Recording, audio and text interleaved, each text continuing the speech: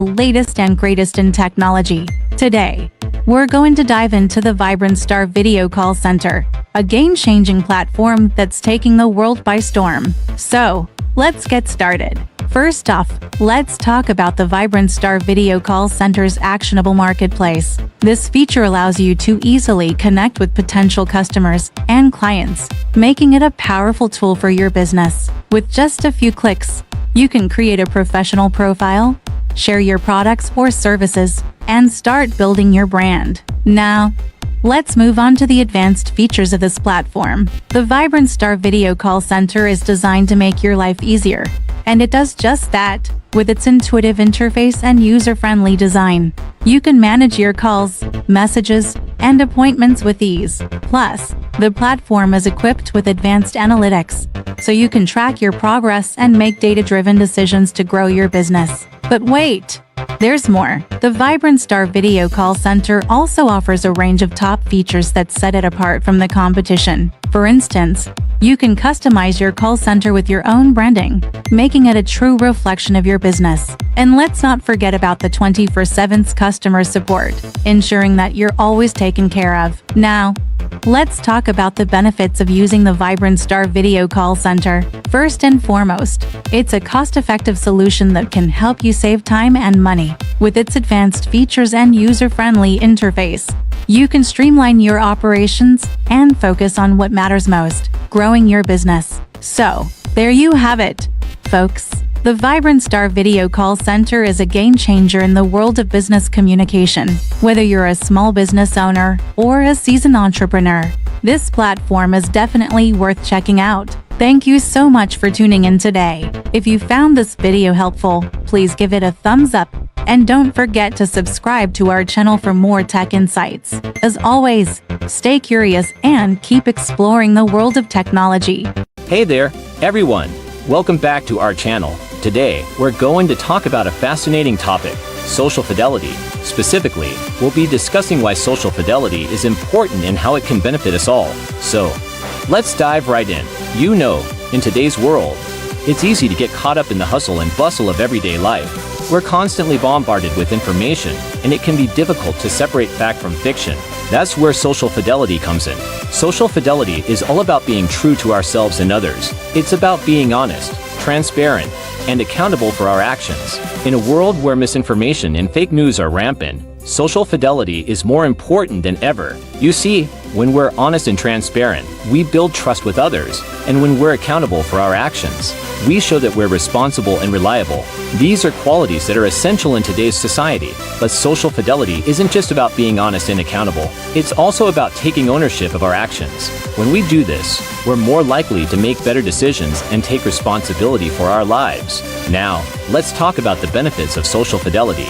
When we're honest and transparent, we build stronger relationships with others. We're more likely to be trusted and respected, which can lead to more opportunities and success in our lives. But it's not just about personal success. When we're honest and accountable, we're also more likely to make better decisions for our communities and the world as a whole. We're more likely to take action on issues that matter to us, and we're more likely to be engaged and involved in our communities. So, why is social fidelity so important?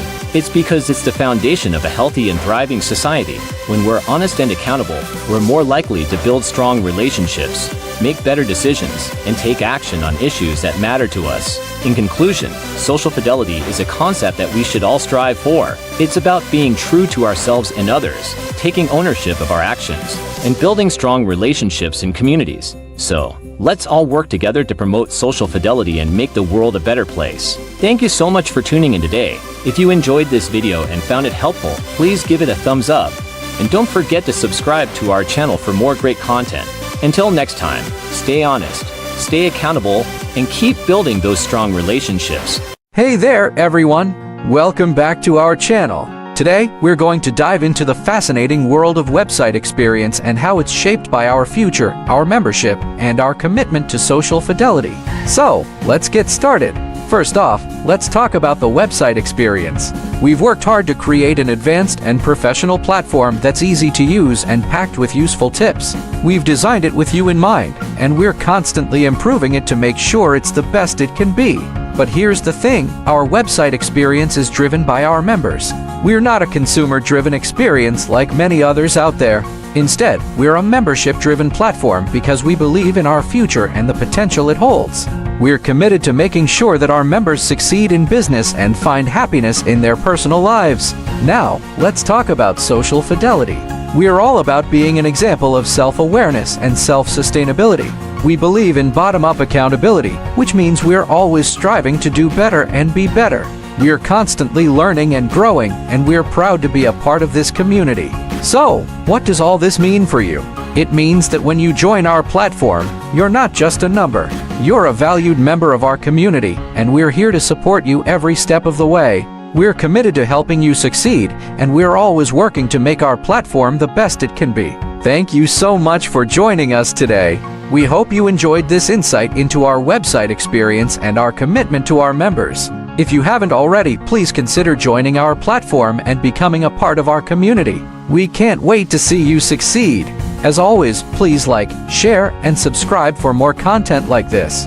And don't forget to follow us on social media for the latest updates and news. Until next time, stay awesome and keep striving for success.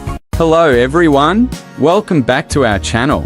Today we're going to talk about the vibrant Starship on boarding terminal gate 100, a state-of-the-art facility that provides a seamless and luxurious experience for all its passengers. Now let's dive right in and explore this amazing onboarding terminal. Gate 100 is the main entrance to the vibrant Starliner, a prestigious and innovative spacecraft that caters to the needs of its high-class passengers. Upon entering Gate 100, you'll be greeted by a sleek and modern design with plenty of natural light and a spacious layout.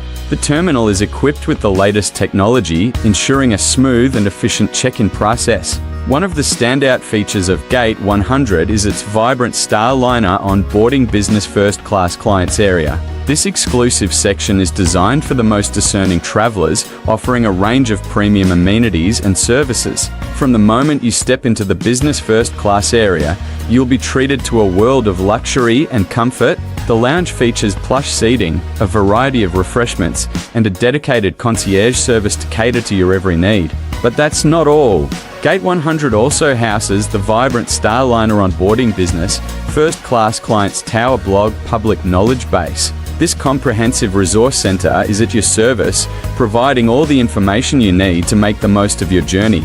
The vibrant Starliner onboarding business first-class clients tower blog public knowledge base is a membership-driven knowledge base, meaning that you'll have access to exclusive content and updates on the latest travel trends and tips. So, what makes Gate 100 truly unique is its commitment to providing a seamless and personalized experience for all its passengers. The terminal is designed to cater to the needs of every traveler, from the casual explorer to the most discerning business traveler. In conclusion, Gate 100 is a testament to the vibrant Starliner's commitment to excellence and innovation. With its sleek design, state-of-the-art technology, and dedication to providing a top-notch experience, Gate 100 is the perfect gateway to your next adventure. Thank you for joining us today. If you enjoyed this video, please give it a thumbs up and don't forget to subscribe to our channel for more exciting travel content. Safe travels, everyone! Hey there, tech enthusiasts! Today, we're diving into the world of social fidelity and beyond 5G business class services. This innovative platform is designed to help businesses thrive in the digital age, offering unlimited data services, dedicated device management, and so much more. So, let's dive right in. First off, Social Fidelity and Beyond 5G Business Class services offer unlimited data services. This means that you can enjoy uninterrupted connectivity, allowing you to work seamlessly from anywhere, at any time. Whether you're in the office or on the go, you'll always have access to the internet, ensuring that your business operations run smoothly. But that's not all. Social Fidelity and Beyond 5G Business Class services also provide dedicated device management. This means that you'll have a dedicated team of experts who will manage your devices, ensuring that they're always up to date and running smoothly. This not only saves you time but also ensures that your devices are optimized for maximum productivity. Additionally, Social Fidelity and Beyond 5G business class services offer hosting connectivity. This means that your data will be stored securely in the cloud, allowing you to access it from anywhere. This is particularly useful for businesses that need to collaborate with remote teams or access data on the go. But perhaps the most impressive feature of Social Fidelity and Beyond 5G business class services is its ease of use. With a user-friendly interface and 24/7/365 live operations, you'll have access to comprehensive support tailored to your business management needs. This means that you can focus on running your business,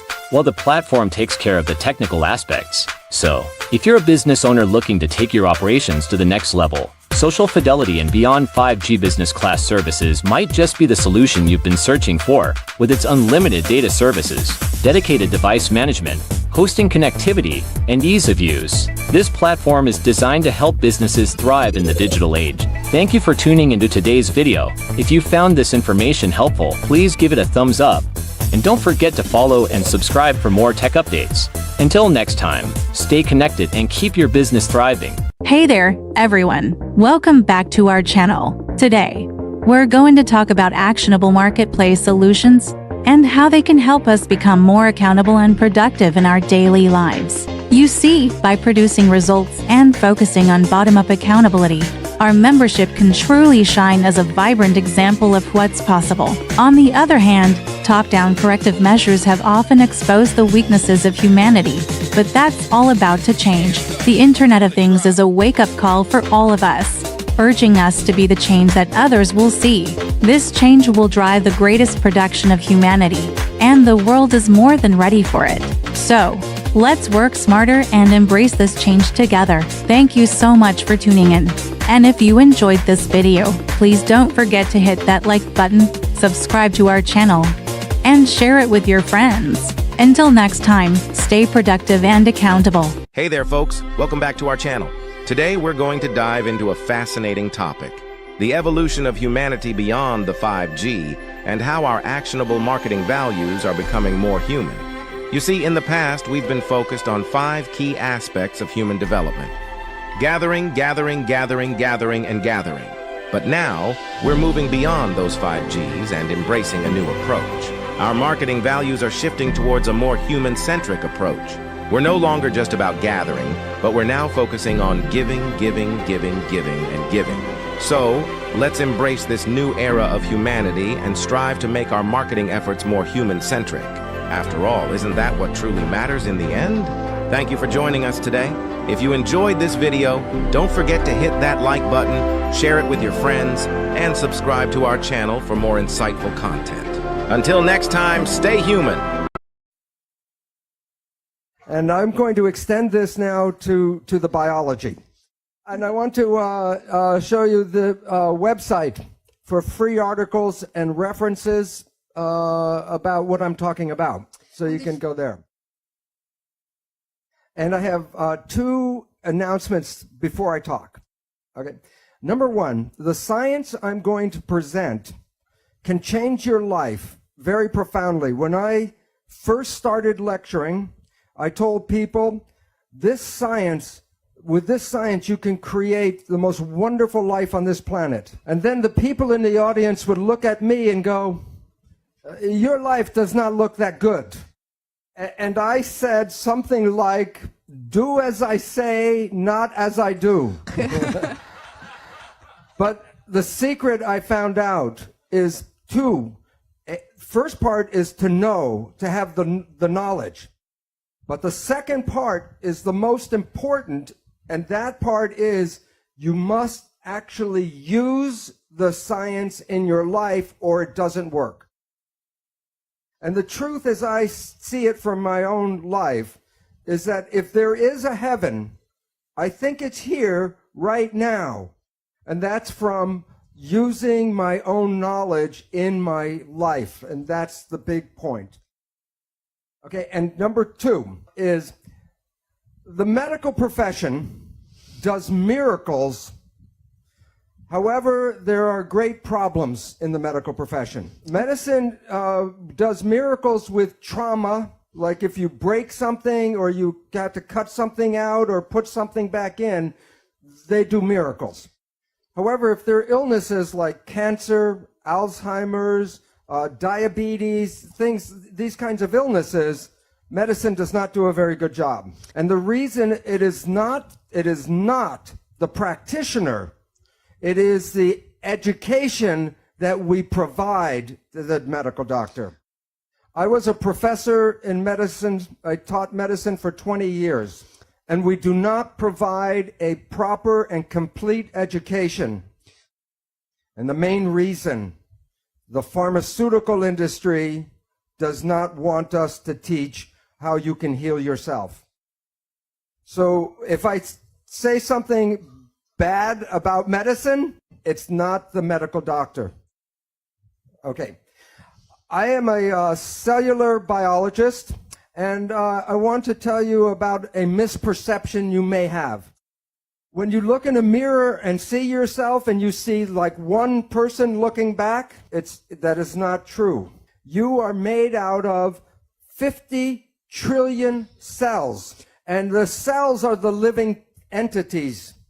So you are a community, not a single person. But your mind is the government for the 50 trillion cells. And if you have a good government, you have health. If you have like a United States government,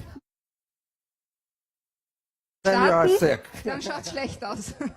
So the part that is the powerful part is in the mind. The cells, I will talk about cells for this reason. Because every function that you see in the human body is already present in every cell.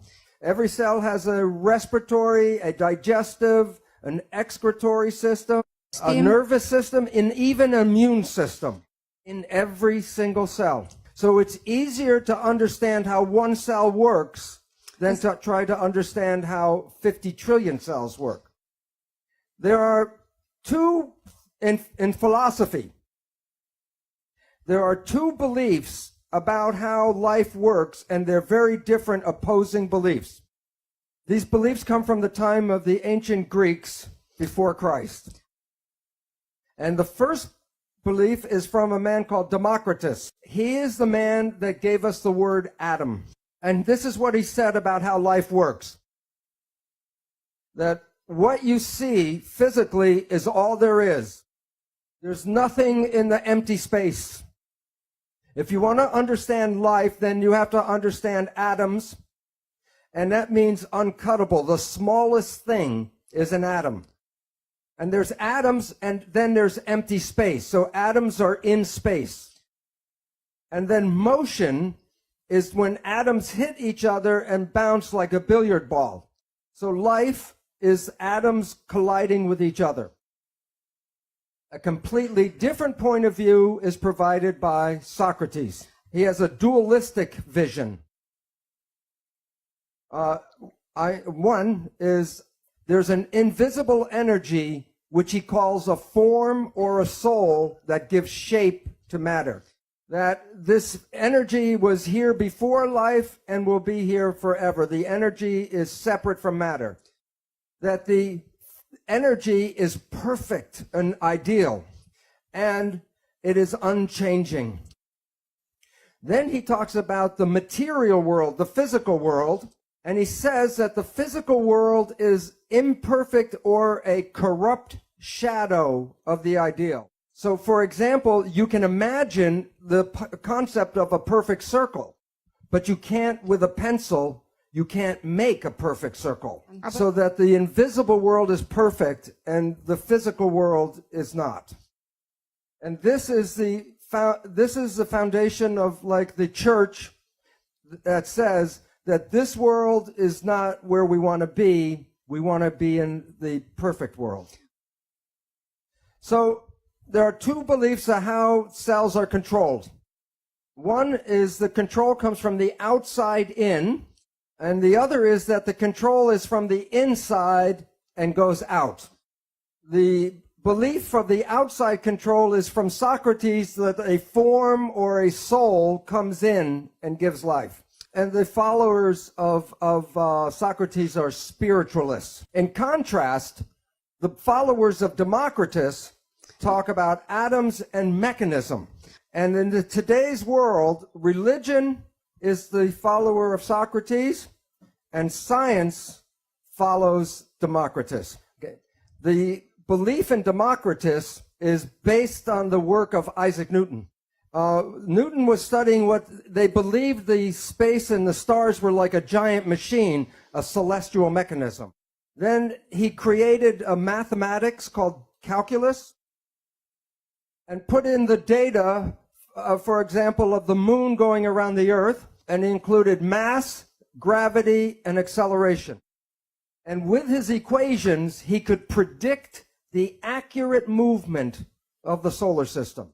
But he did not put God in the equation. He did not put spirit into the equation, or a soul, no energy. So he predicted the universe based only on studying matter. And in conclusion, he said the universe is a machine. And if it is a machine, then the concept of Democritus was right, and that Democritus was based on materialism. So science, including medicine, does not include invisible forces, energy, spirit in their understanding. And the concept of René Descartes, he talks about a body, and then he said, cogito ergo sum, and he came up with the mind. But after Newton, then we separate the mind from the body, and this is a vital force. And in Newtonian physics, which is based on matter only, you eliminate the vital force in the mind. And then medicine only has the body left to study, the physical body. So in the universe, if the universe is a machine, then you can take it apart and study it, and then you will know how the universe works by looking at the pieces. So they look at the human body, and the human body is a machine. So in medicine, they take apart the body, look at the molecules, and then try to determine your health by just looking at the physical molecule. So the mission of modern science is to obtain knowledge that can be used to dominate and control nature, which is a machine. So the important understanding is, where is the control in the human machine? And from Charles Darwin, he said that the control is passed from parent to child because the traits of the parents are expressed in the child. And since they were only looking for physical things, chemicals, they took apart the sperm and the eggs to find which chemicals control life. And 100 years after Charles Darwin, James Watson and Francis Crick told us the story of DNA. The DNA is a double helix, and the pattern for the human body's materials are in just one single helix. So each strand has a pattern. The pattern is in what they call bases. And the bases, the letters of the bases are A, T, C, and G, the genetic code. And the sequence of the bases determine the structure of protein. And there are over 150,000 different proteins to make a human body. The proteins provide for the physical structure, and the proteins also provide for your functions. Based on his belief, Francis Crick created what is called the central dogma. It is like the 10 commandments of biology. It says that you are protein. You're the protein. But where do you come from? And the information flows in one direction, from DNA to RNA to protein, which is you. So your fate and your structure is programmed in the DNA. The concept of the central dogma is what I taught in the medical school. And I did not know the meaning of the word dogma until I left the university. And the definition of dogma is a belief based on religious persuasion and not scientific fact. So for 20 years, I was teaching religion in medical school. The other name for central dogma is the primacy of DNA. And primacy means first cause. So anything about your life, the first cause is DNA. DNA controls life. The genes are DNA. So in this image, were you born that way?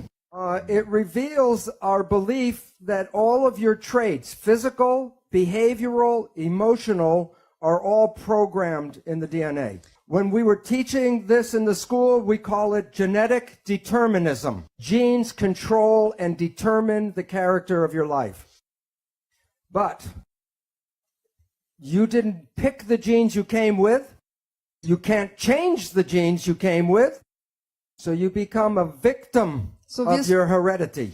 If cancer is running in your family or heart disease is running in your family, you believe that you will be a victim of the same disease. So science teaches you that the genes are the controlling device, and that makes you powerless. And when people believe they're powerless, they become irresponsible.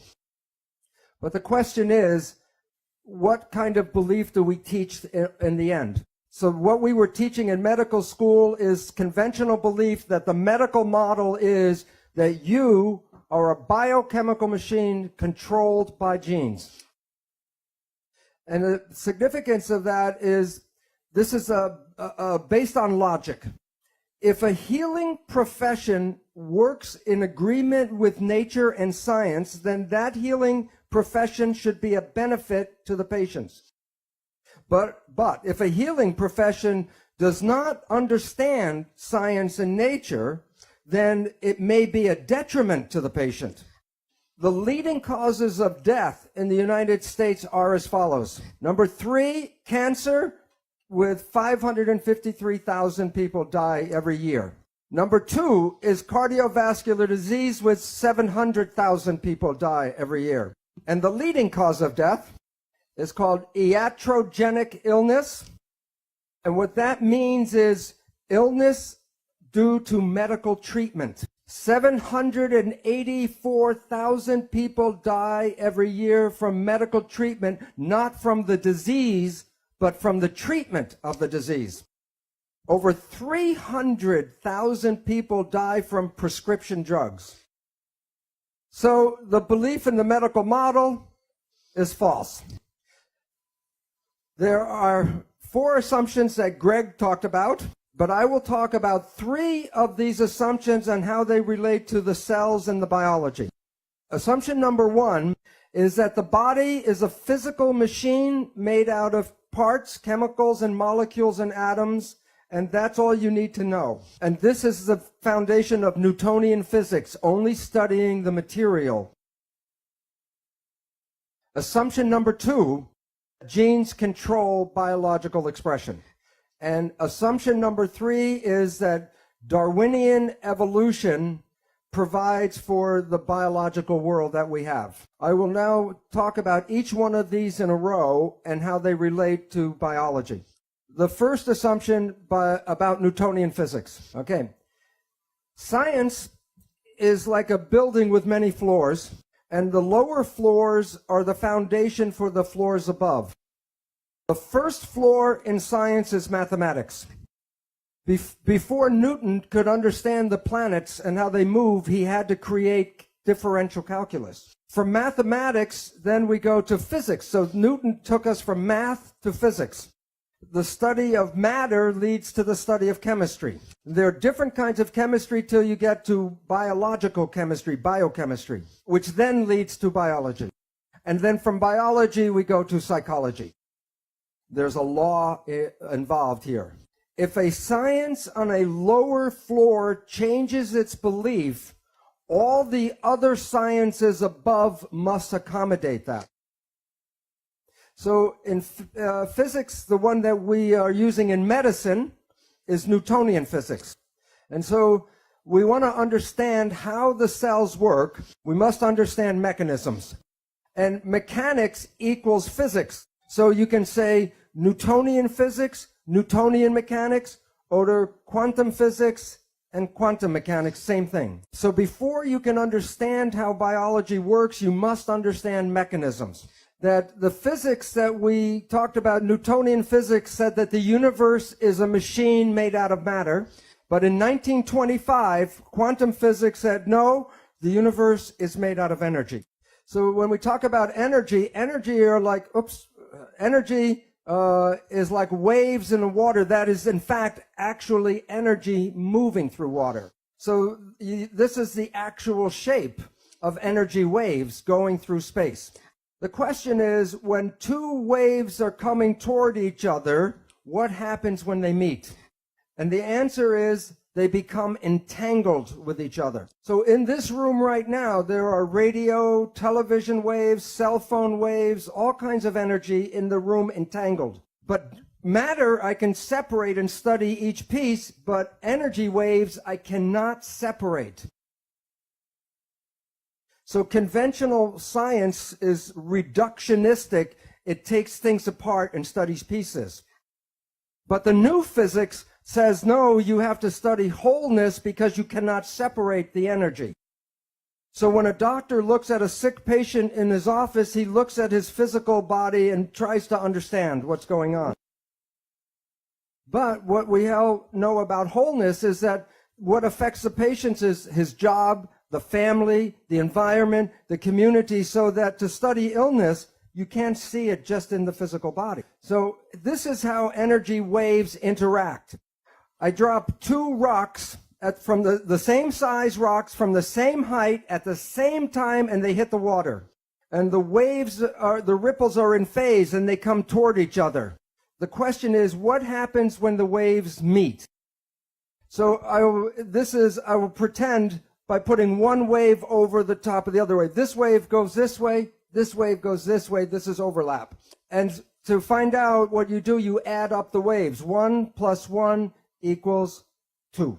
So the two waves interfere with each other. And the result when they're in phase is the wave is more powerful.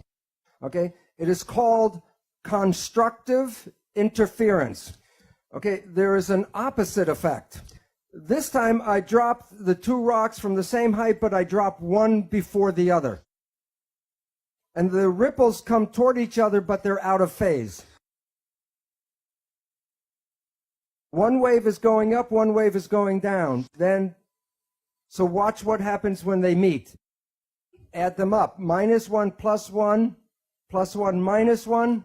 So two waves can interfere and cancel each other out. This is called destructive interference. You have all experienced this in your life. Constructive interference is called good vibes, and destructive interference, bad vibes. So let's say it's Saturday night and you have to go to a party and you're tired, and you go to the party and you meet some people who are in wave harmony, and the waves are in harmony with you. And your energy and their energy in phase gives you more power. And then you are walking around on your feet, on your toes, very high, constructive interference. Bad vibes. You are in a scary place, and you feel the energy go. What is going on is there's energy in the field that conflicts with you, and it cancels your energy. Bad vibes. All animals and all plants communicate with vibration. The gazelle doesn't have to go up to the lion and say, "Are you my friend?" Because at the distance, the energy could be felt and the gazelle will not go there because of bad vibes. If when we were young, were taught to be sensitive to the vibrations, we would not find ourselves in bad relationships and bad places. But we are usually told not to go by our feelings, but to listen to what people have to say. One night at 3 o'clock in the morning, I was watching an old movie on TV. It's a British movie, so it was very dry.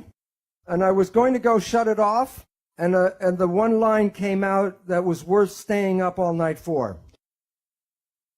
Language was designed to hide feelings. So the point is, all organisms communicate by vibrations and know if they're in a good place or a bad place by reading the vibrations.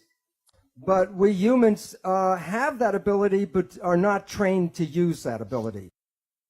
But I will show you in a little while how vibrations change the proteins of the body. And the proteins give us our structure and our function. So the vibrations can alter our health and our biology. This is a picture of a gold atom. And while you can see it in the electron microscope, if I give you a camera, you fly through the atom and take pictures from one side to the other side. When you come back and develop the pictures, there will be nothing on the pictures. And the reason is this is the atom that Greg said, this is the atom we studied in school. I studied and taught this atom in school. And this is the picture of the quantum atom. So the relevance is, why, if an atom is invisible, I cannot put my hand through the table?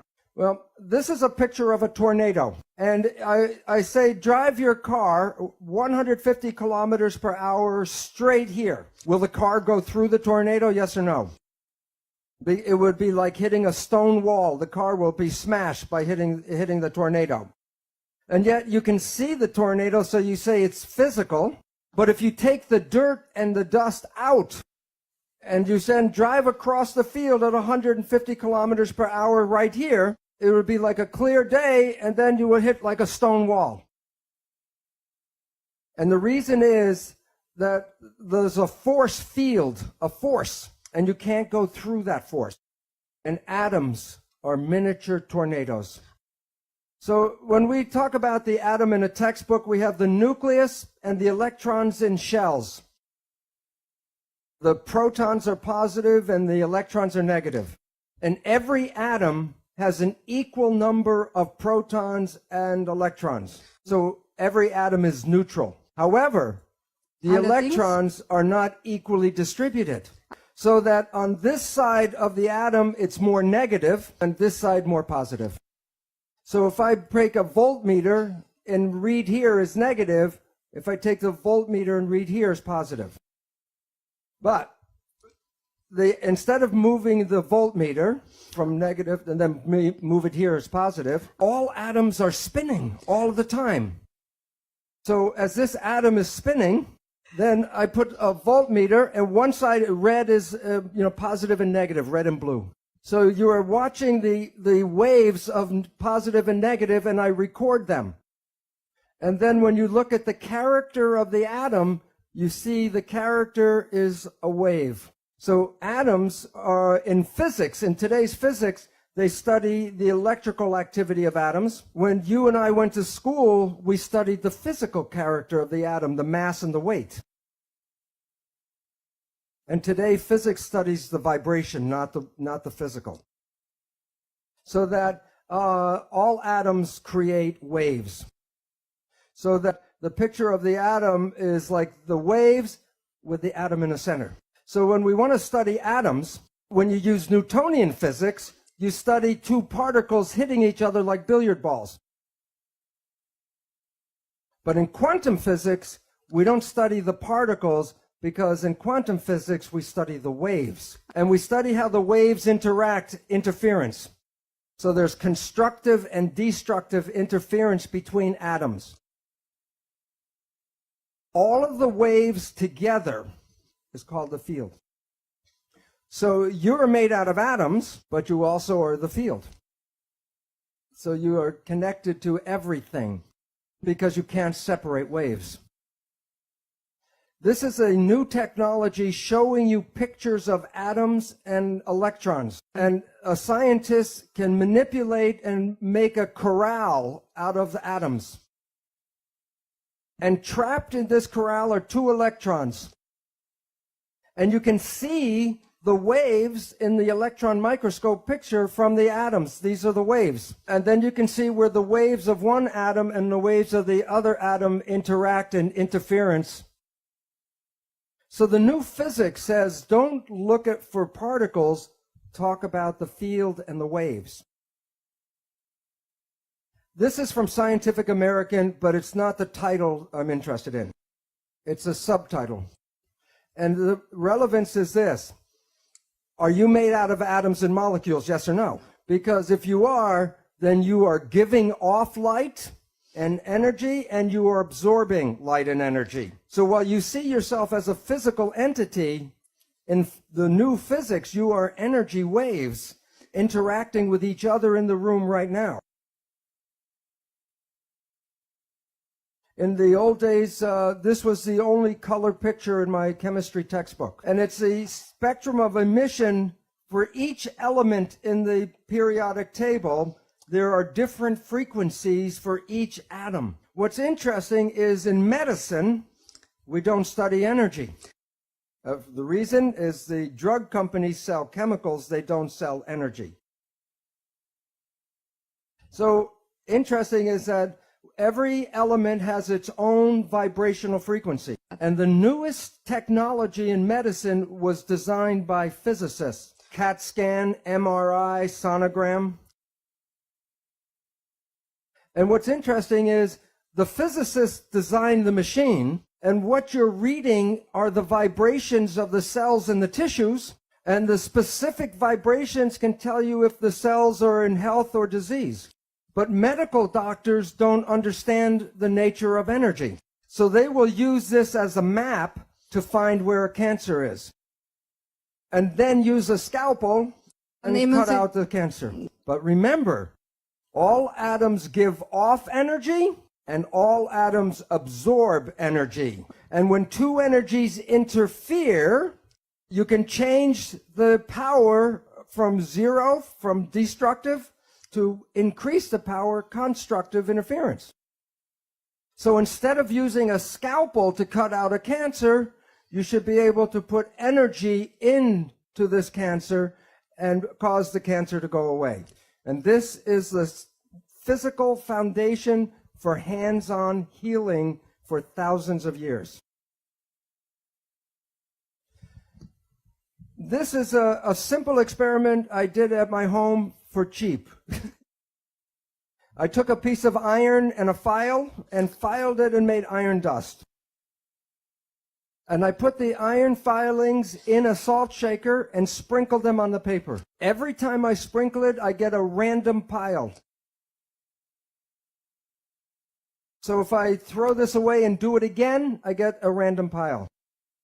But the next experiment, more expensive, I buy a magnet.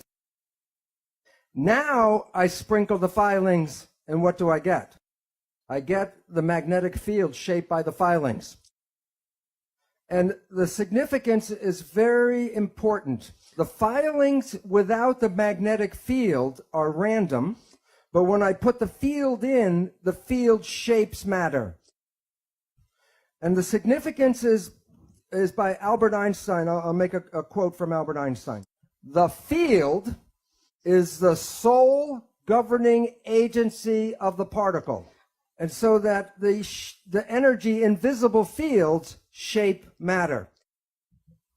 Can you explain the pattern of the iron filings if you do not understand the field? Yes or no? No.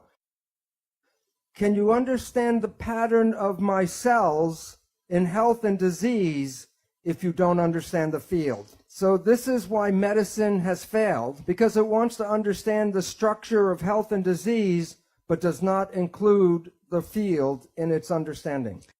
And so the field is the sole governing agency of matter. Particles are matter. So your life, your physical life, is controlled by the field, and that's from Albert Einstein. So that our understanding of physics says that medicine does not understand disease because it only focuses on the particles and on matter. So Newtonian physics said study only the body.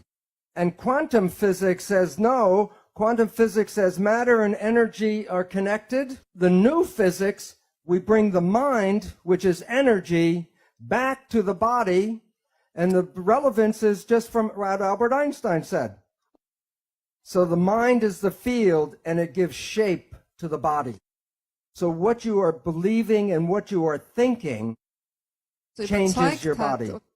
So when we see people, like if I look at the audience or you see us, we see people as physical particles and machines. But that's an illusion, because what we are interacting waves.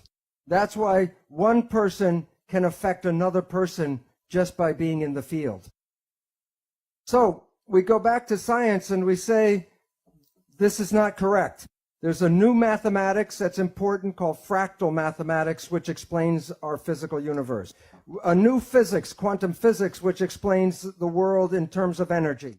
A new chemistry called electrochemistry, which deals with vibrations of atoms. And biology and psychology did not bring this new science in yet. By definition, biology and medicine are not scientific. When cells were first named, in 1600, Leeuwenhoek was looking at dead plant tissue. And he saw the cell walls around the cells, the cellulose walls, but the cells were dead, so they were empty spaces. So he called these spaces cells, like prison cell, but that's the wrong name. But today, the word cell means something different, and it's more appropriate, because the word cell is used for the word battery, like flashlight cell or dry cell or wet cell. Every cell in your body has a minus voltage on the inside and positive voltage on the outside. Every cell, every live cell is a battery. Every cell has about 1.4 volts, not too much. Aber But 50 trillion cells in the body times 1.4 volts is 700 trillion volts of electricity in your body right now. And with training and meditation, you can focus this energy called chi, and you can use that energy for healing. With that much voltage, people can self-combust. Assumption number one, false. All right. Assumption number two, genes control biology. In the textbooks, they talk about the nucleus controlling the cell. And that's in today's textbooks, in grammar school through medical school. And the nucleus has the DNA, and the DNA is believed to be the control. As I said before, every function in your body is already present in every cell. So where you have an organ in your body, the cell has an organelle, which means miniature organ. So the textbooks talk about the nucleus is equal to the brain. Watch. If you remove the brain from an organism, the organism dies. But if you remove a nucleus from a cell, the cell lives and the behavior is unaffected. Some cells can live 2 or more months with no genes, and they carry out all of their normal functions. So enucleation is not removing the brain. So the nucleus is not the brain. But the nucleus does something. When you take out a nucleus, the cell cannot reproduce its parts or itself. So the nucleus is not the brain. The nucleus is the gonad. Since science is a male business, and since men think with this organ, they made it the brain of the cell. The nucleus does not control the cell. The nucleus is reproduction of the parts. But we went and looked for to find all of the genes that make up a human. And the Human Genome Project was going to be the last biology project. Because once we knew all of the genes, then we would be able to control anything in a human being. It takes one gene to make a protein. There are 150,000 different proteins. How many genes do you need? 150,000. How many genes did we find in the Human Genome Project? 23,000. There's a problem. There are not enough genes to make a human being. So what is wrong is our belief. We are completely wrong about our belief that genes control life. So genes do not control life. The fact. So assumption number 2, false. Wrong. Wrong. Good. I'm learning. In my research, 40 years ago, I started working with stem cells. People think that stem cells are something new. But I learned very many things from the stem cells. The secret of life I learned from stem cells. Right now, in every one of you, you have stem cells throughout your entire body. And these stem cells can replace any tissue or organ in your body. And you should be able to stay young for hundreds of years, as Greg will talk about. So you might ask, then why do we age? And the answer is because the mind controls the cells and the genes. And we collectively believe in aging.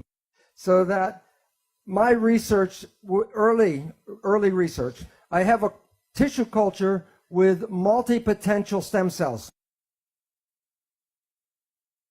These are clones, meaning they're all genetically identical.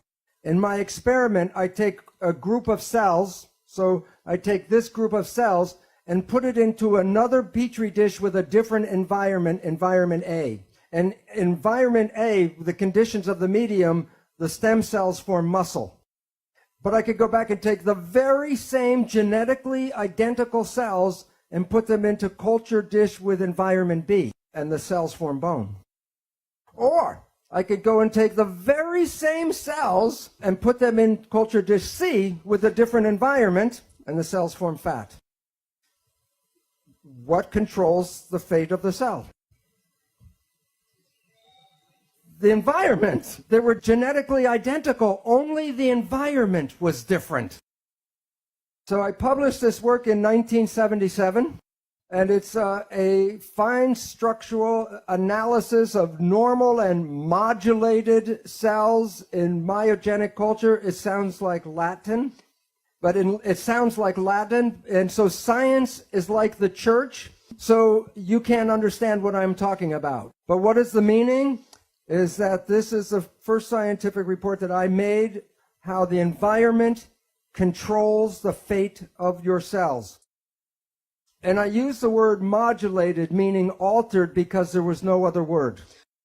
My colleagues were not interested in this work because they were interested in the human genome. So I left I had tenure, and I walked out of the university as a professor. I left the university because they were not being scientific, because they didn't want to understand this. So I end up at a better university, the Stanford University Medical School. There I repeat the experiments, but more sophisticated. And I get the cover of the journal, Differentiation. But I really wanted the cover of Rolling Stone. But it's science. So after I do this, again, the scientists were not interested. So I left the university for the second time. And I write my book on the biology of how cells work. And in my chapter 2, I lay out the scientific evidence to show you genes do not control biology. I also introduce you to the exciting discoveries of epigenetics, a new field of biology that is unraveling the mysteries of how the environment influences the behavior of cells without changing the genetic code. And I call chapter 2, It's the Environment Stupid. It's a takeoff from President Bill Clinton's campaign saying it's the economy stupid. And 5 months after I write this, people are saying, what do I know? I'm not at a university, so what do I know? And then Nature, in one of the most prestigious journals in the world, Nature, 5 months after my book, an article about stem cells are engaged in a constant crosstalk with their environment. Biologists are fast realizing. No, some of them not too fast. What do you think they call this article in Nature? It's the same story. Science is now saying what I've been saying for 30 years is coming around now, and that there's a new science of how cells work.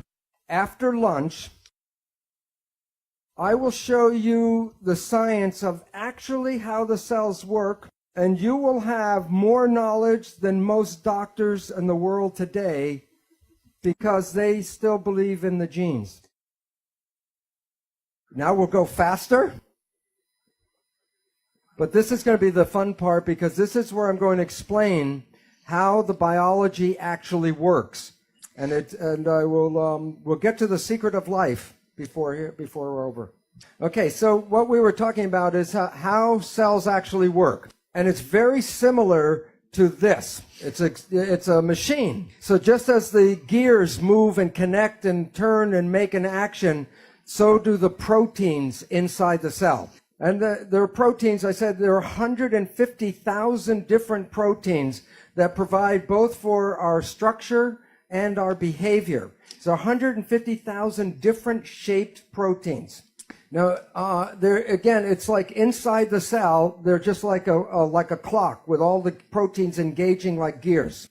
So this picture is going to show 3 different examples of proteins. These are molecules blown up very large. And the question is, what makes each protein a different shape? So where does the shape come from?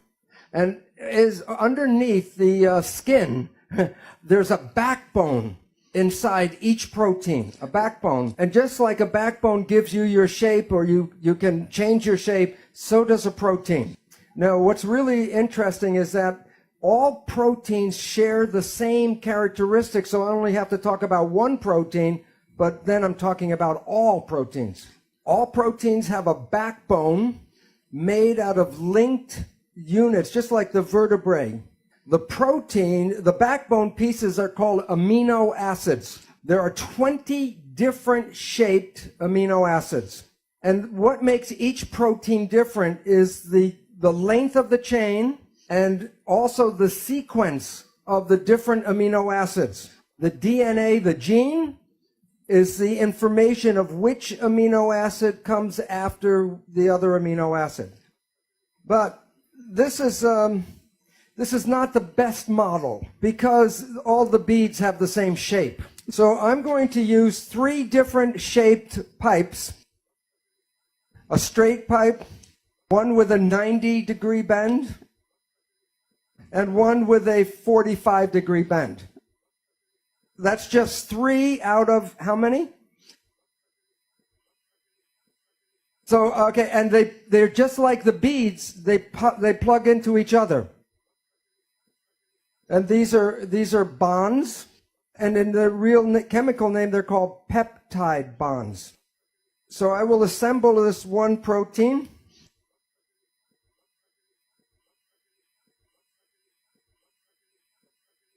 And now you can see that the sequence gives a rigid backbone.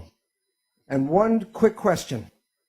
If I take this apart and put it back together again in a different sequence, will I get the same shape?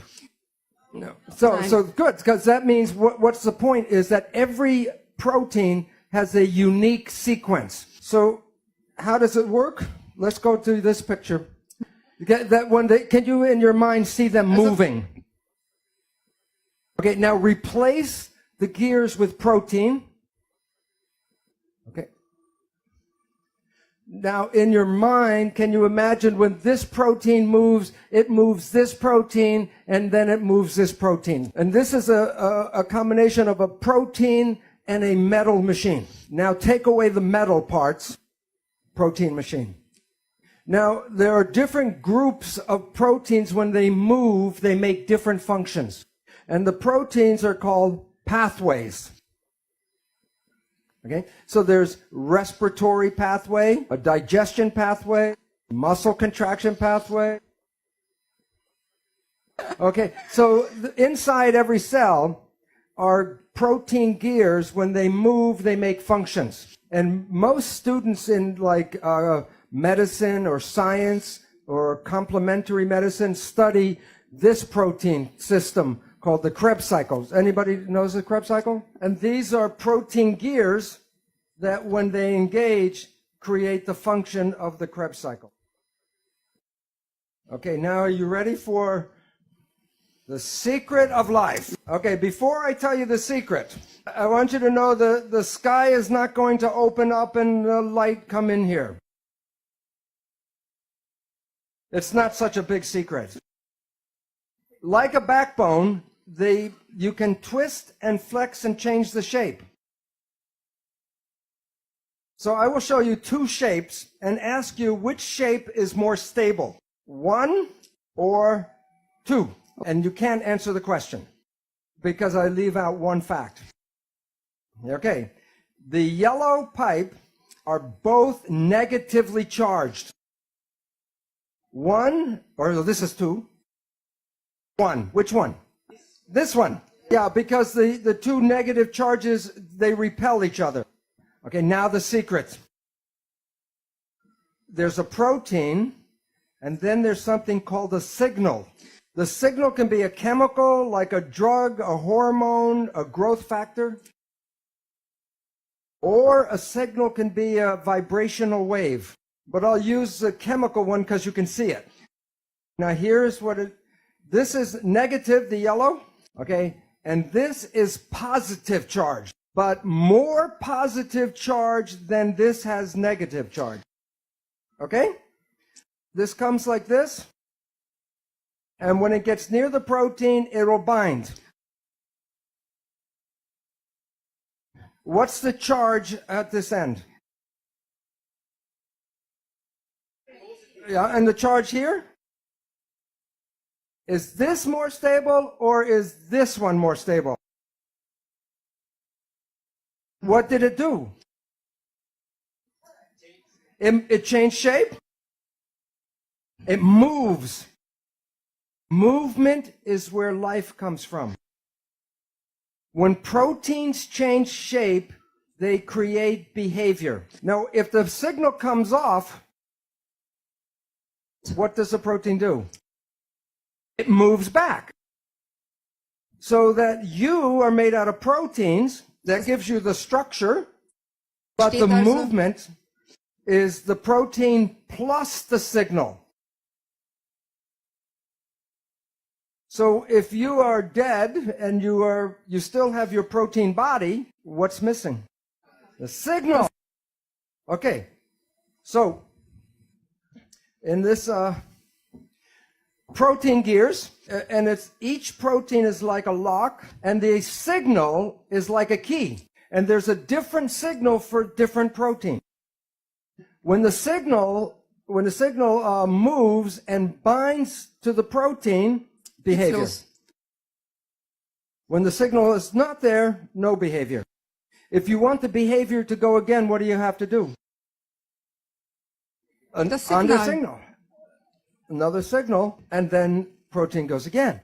Your body will move when the signals come, will stop when the signals are not there. So these are, again, the three different proteins, and these are actual molecular studies of how the protein moves. With signal 1, with signal 2, signal 3. And this is the behavior of protein. Now, in medicine, the signals are always indicated to be physical chemical, because medicine is Newtonian. So all signals must be matter. Recently, physicists are looking at protein movement. And this is a paper in the journal Nature. And these two authors, Popfristic and Goodman, were studying how proteins move, the behavior, and they wanted to predict the movement. So like Newton, when he predicted the movement of the planets, they used Newtonian physics, a Newtonian equation, to predict the movement. It didn't work. And this is a review of this paper. And this chemist, physical chemist, writes, the most pressing question raised by Pahintulot and Goodman: when will chemistry textbooks begin to serve as aids rather than barriers to this enriched quantum mechanical perspective on how molecular turnstiles move? Because when they used quantum physics to study the movement, they were able to accurately predict the movement. So the most important conclusion is the subtitle of the article. What are the forces that control the twisting and folding of molecules into complex shapes? Don't look for the answers in your organic chemistry textbook. The reason why this is important is that medicine is based on organic chemistry, and the answers to how life works are not in the book. In a more recent one, this concept of materialism, matter only, false. Okay, this is a more recent paper just a few months ago, and how they control biological functions. They were studying protein movement, and what they showed was this. It acted as a quantum mechanical machine. And if they shine a light on the protein, when the waves were in phase, the protein was active. And when they shine a light and the waves are out of phase, it shut off the protein. So it says, for a quantum mechanical object, one can arrange interference of several paths to create constructive interference that selects one state and destructive interference that blocks the other. Proteins respond to good vibes and bad vibes. So this is a picture of the light pulse that they shine on the protein to make it active or to shut it off. So our belief that we use today in medicine of chemical control is incorrect because the proteins respond to the vibration. So now you have enough information to know how life works. You are made out of protein. The signal, where does the signal come from? Field. Yeah. Right. And so the field is the signal. Medicine talks about molecules, but then physics talk about energy control. So the energy in your body that controls the protein is a vital force. So the new science brings back the old story of vital forces controlling life. So when a signal binds to a protein, what happens to the protein? It moves. It makes behavior. Okay? Now, if you are healthy, your behavior is good. But if you have a dis-ease, the behavior is not right. Question: what can cause disease? There's only two things. Either the protein is bad or the signal is bad. Now look, people with bad proteins got them from birth defects, because if you were born with defective genes and the genes make the protein, then the protein is defective. But less than 5% of the population has birth defects. That means 95% of the people should have a healthy, happy existence. But if you were one of the healthy people and now you are sick, what would cause the problem? All right. There are only 3 ways to mess up the signal. 1, trauma. So if I fall off the stage and wrench my back, the signal is interfered with. Number 2, toxins. if the chemistry is not good inside the body, the signal cannot be passed through bad chemicals. Both of these interfere with the propagation of the signal. But the third one is thought, the mind. There is nothing wrong with the body. It's just sending the wrong signal at the wrong time. So if you change your thought and your mind, you can change the biology. And the mind is the primary cause of illness on our planet today. Okay, so now, I will now go and say, the brain is what controls the signals.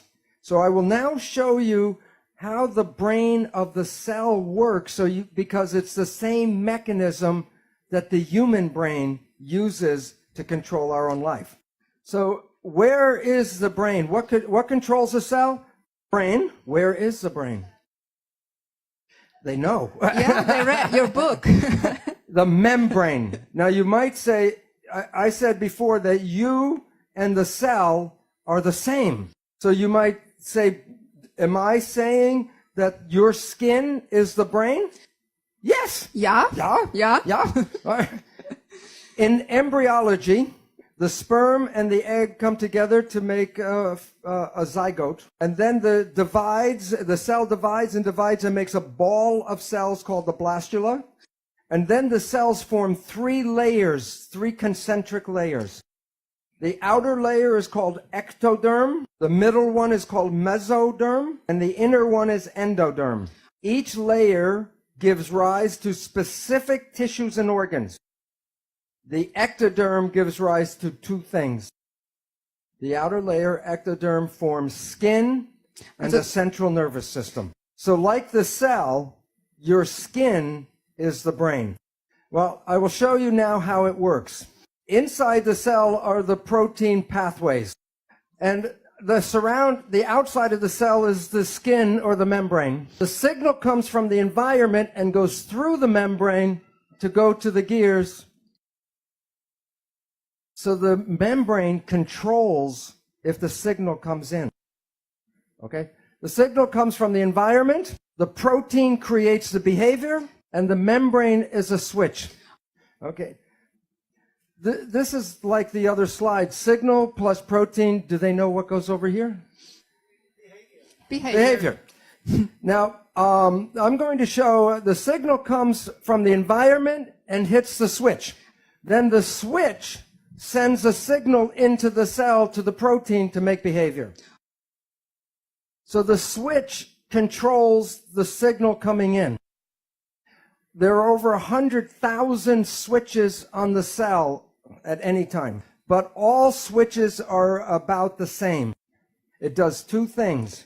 One, it reads the primary signal, and then the switch 2 sends a secondary signal into the protein. So there are two parts to the switch. In the skin are receptor proteins, and receptor means receiver. Okay, do you have receptors Habt ihr in Empfänger? your body? Name the big ones. The eyes, No. nose, ears, mouth. Okay, what's the point? All of your receptors are built into the skin. And these receptors read the signals from the environment.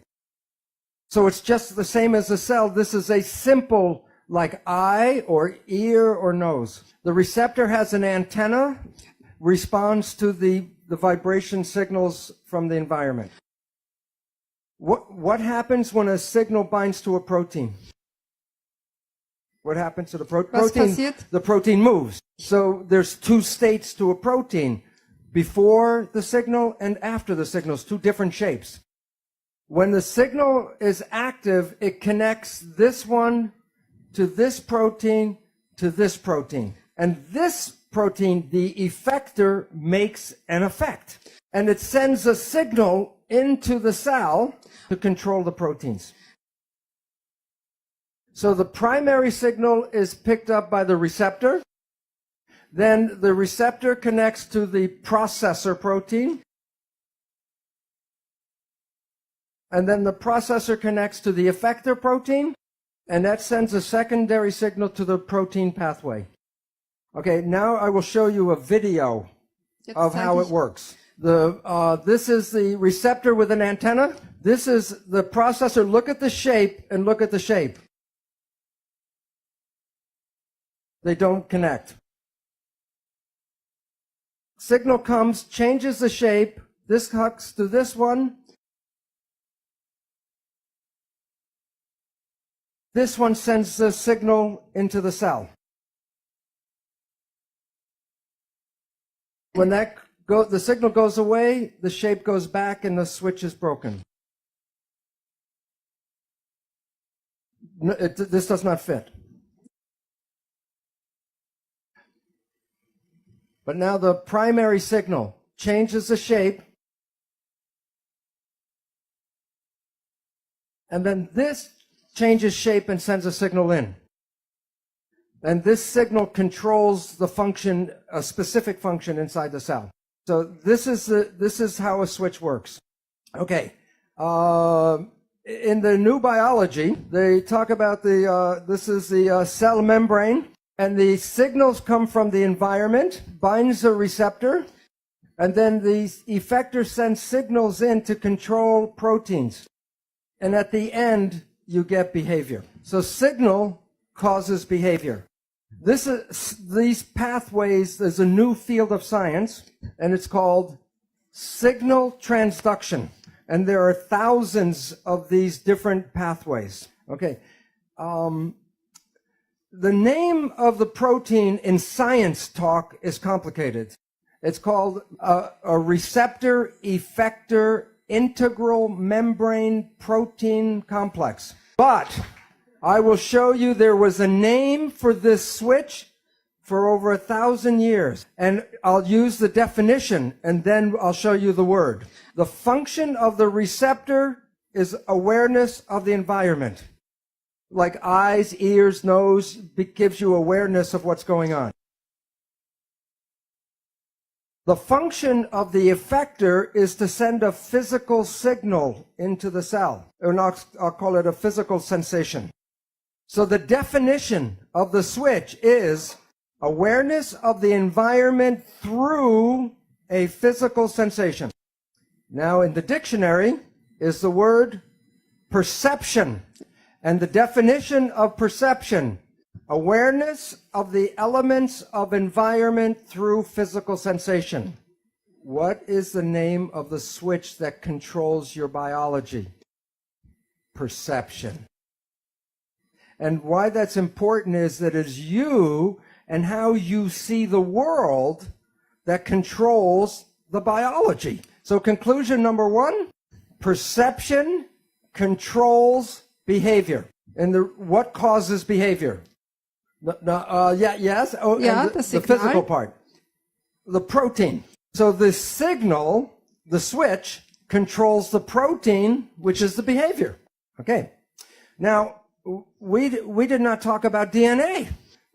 When you need a protein in the cell and it's not there, then you need the blueprint, which is the gene.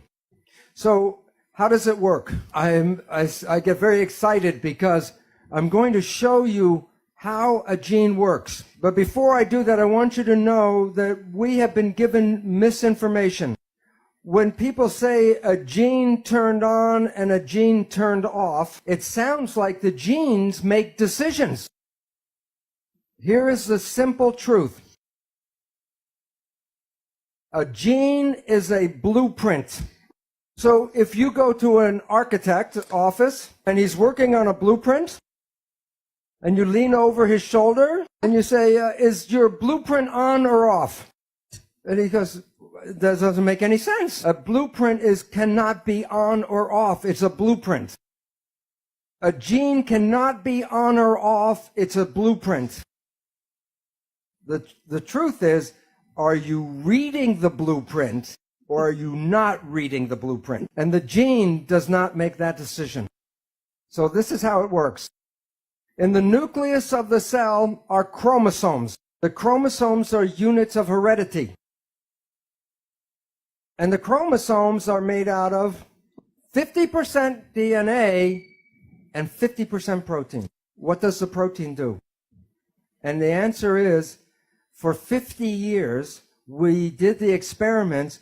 We isolate the DNA and throw away the protein. And some people a few years ago said 50% is a lot of protein to throw away. What is it doing?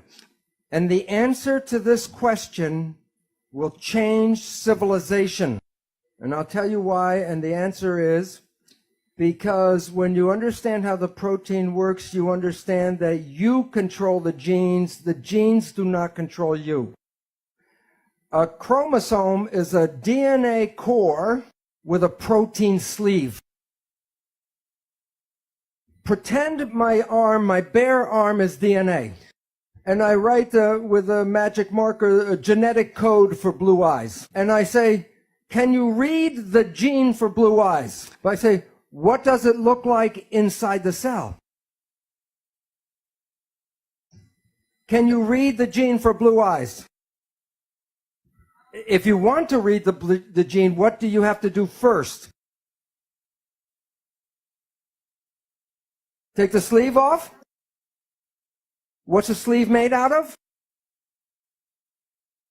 And what causes a protein to change shape? The signal. Okay, so this new science is called epigenetic control. Before in school we teach genetic control, which simply means control by genes. Epi means above, like epidermis. Okay, so epigenetic control says control above the genes. Now I will show a video how it works. Very simple. Okay, the chromosome is DNA core with protein sleeve. At the beginning of each gene is a protein called a regulatory protein. The signal binds to a specific protein. The protein sleeve comes off, and then the DNA is exposed. Then a device will come up and make a copy of the gene, and this is the blueprint used to make the protein, RNA. And the signal comes off, and the gene is covered up again. Okay, now watch with fast. Signal from the environment selects the specific gene, sleeve comes off, the RNA, you make a copy, DNA, RNA, and goes to make protein. And then the sleeve comes back on. Now this time, let's see what the DNA did. Come on, DNA, do something. Come on, do something. Do something. Nothing.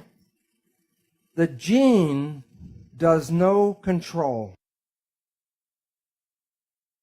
The gene is never on or off. The gene is read or not read. And what do you think controls the signal? Perception. Okay?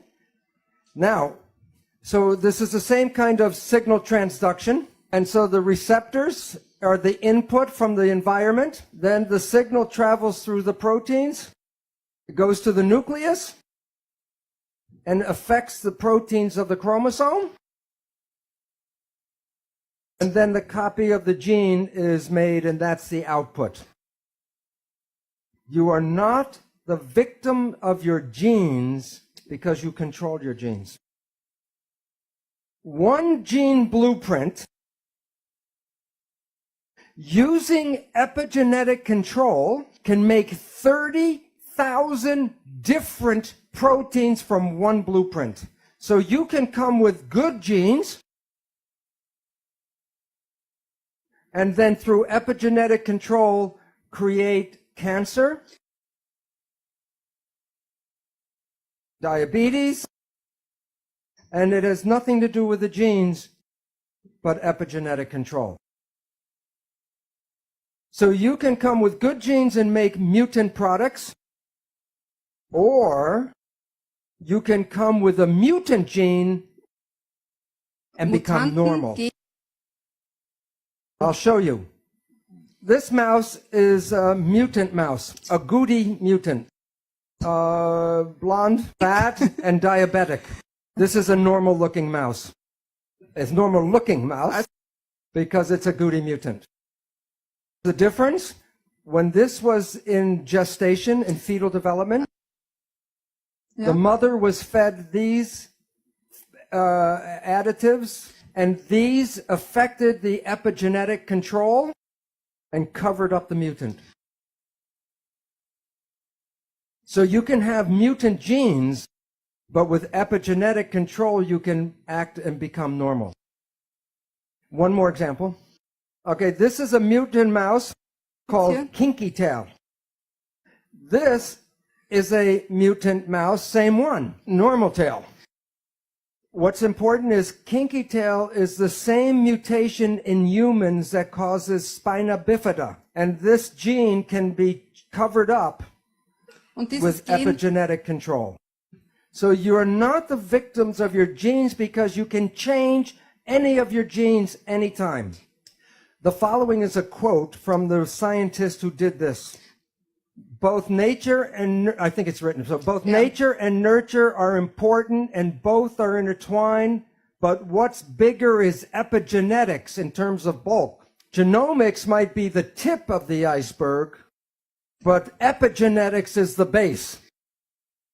Medicine has some information about this, but it doesn't have very much about the bigger thing called epigenetics. When this becomes known to the public, it returns responsibility for your health to you, and you are not a victim of your genes. And recently, it is becoming more public. And the recent issue of Discover, DNA is not your identity. Yet every day, the media still tells you that genes control this and genes control that. And then people get nervous about what genes are in their family. And as Greg Braden said before, if you look for the disease, you can create the disease through epigenetics. Right now, it appears that about 95% of cancer is not because of mutant genes, but because of epigenetic control. And it can be passed from parent to child like genes. But the difference is you can change your epigenetics at any time. So the central dogma, DNA, RNA, protein, primacy of DNA, is not complete. Put in the protein for epigenetic control. But the protein is controlled by the signal, which comes from the environment. So it's not the primacy of DNA that's in the middle. It's the primacy of the environment. Number 2, perception, the switch, controls the activity of genes. If you change your perception, you change the reading of your genes. If someone tells you you're going to have a disease and you believe that, then you can create the disease. So there are 3 conclusions because I don't have enough time to talk about one, but I will list them. Okay, conclusion 1, perception, how you see life, the switch, controls behavior because that's protein. Perception controls which genes are being read and how they're being read. And the one I didn't have time for right now is the 3rd one. Perception can rewrite the genetic code. So perception controls life. No 2 people see the world in the same way. They have different perceptions. But let's do a perception test. Okay, this is the question. The first one is a simple question because it's important because perception controls your biology. So the perception test is a simple one. Is the surface area of A greater than, equal to, or less than the surface area of B? Which is greater? B, yeah. They're equal size squares. Not equal, but they're uniform. So I want to make a more difficult test. I will show you 2 surface areas that are not regular. you must, with your mind, see which is bigger. So it Articulation. depends if you're in the front row or the back row, or you have glasses, or if you're well or not well, what you see. So it's a question. I'll use a map. Which has more surface area, Europe or South America? Calculate in your head the surface.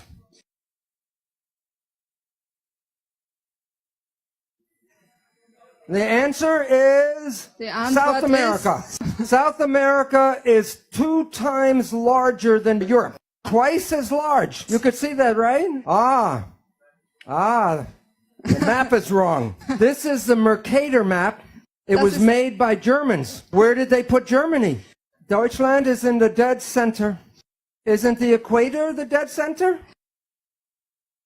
This map is wrong. You want to see the correct map? It's called the Peters projection map. Which is larger, South America or Europe?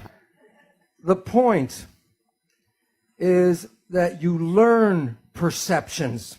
And sometimes your perceptions can be right, and sometimes your perceptions can be wrong. Since perception controls biology, and since they can be right or wrong, then it's more accurate to say that belief controls biology. What you believe creates your life on the inside and on the outside. When I come back tomorrow, I will show you where you got your beliefs from, and I will explain why it's very difficult to change your beliefs. Even when you talk to yourself, it doesn't work. And that is the most important thing, because when Greg said, do you believe you have powers and you can't express them, I will give you the neurological reason why it is difficult. And then I will show you how easy it can be to change a belief. Yesterday, we were closing out, and the conclusion that we dealt with was that perception controls biology, because how we see life determines our behavior, controls our genes, and can even rewrite the genetic code. But since our perceptions are sometimes right and they're sometimes wrong, then it's better to call them belief, so that it is belief that controls biology. You're not a victim of your genetics, that you are responsible for what unfolds in your life. Well, we talked about single cells yesterday. Today, I'm going to talk about a community of cells. So when you look at yourself, you're not a single entity, but you are a community of 50 trillion cells. But it's important to understand the word community. Every cell is intelligent, but when they're in a community, they give up their personal intelligence and respond to the central voice. So that the community represents a thing, one thing called an organism. And in that community, that a cell must follow what the central voice is. And if the central voice says to die, the cells will die. So the central voice is the mind. And I will be talking about the nature of the 2 parts of the mind and why we have trouble sometimes controlling our life. So what I would talk about is the role of how this mind works. First, there are signals from the environment, the internal and external environment. The brain, the function of the brain is to perceive the signals and then interpret those signals and then send the information to the cells to control the behavior and the genetics. So the function of the brain is perception, and from that creates the mind. Now, we have heard of something called the placebo effect, right? The placebo effect is when you have a very positive thought that something can heal you, even if you don't know it, but it's a sugar pill, but you believe it's the real medicine, then you can heal yourself with that. So the pill didn't heal you, it was the thought that healed you. Statistics reveal that 1/3 of all medical healings, including surgery, are the result of the placebo effect. Now, the issue is that the placebo effect is when you have positive thinking. There was a question this morning, what about negative thinking? And this is what medicine does not tell you, is that there is negative thinking, and it's called the nocebo effect. And in the same power that positive thinking can heal you, negative thinking can kill you. They're both the same effect. One is more positive, one is more negative, but the effects are exactly the same on your health. One will heal you, and the other can make you sick. The point is that negative thinking can create all the effects of chemotherapy. Now think about this. If a doctor tells you you have a disease, or the doctor tells you you're going to die, and you believe the doctor because he's the professional, the belief will give you a disease and can cause you to die. So belief becomes an important part of medicine. Now, many of you have heard about the drug Prozac. Every year, billions of dollars are spent on buying Prozac. And here's a surprise, that the Prozac is no better than a sugar pill, so that it is a placebo drug. And yet the people who take it believe in the drug so much, it makes them better. So if you believe that something is good for you, it will be good. And if you believe that it's harmful for you, it will be bad. In the United States, in the South, there's a religious group called the Baptist Fundamentalists. And this one group works themselves up into a state of ecstasy, religious ecstasy. And they believe God protects them. And so they will work with snakes, poisonous snakes like rattlesnakes, and they will even get bitten by the snake and nothing happens to them. Now look at this though.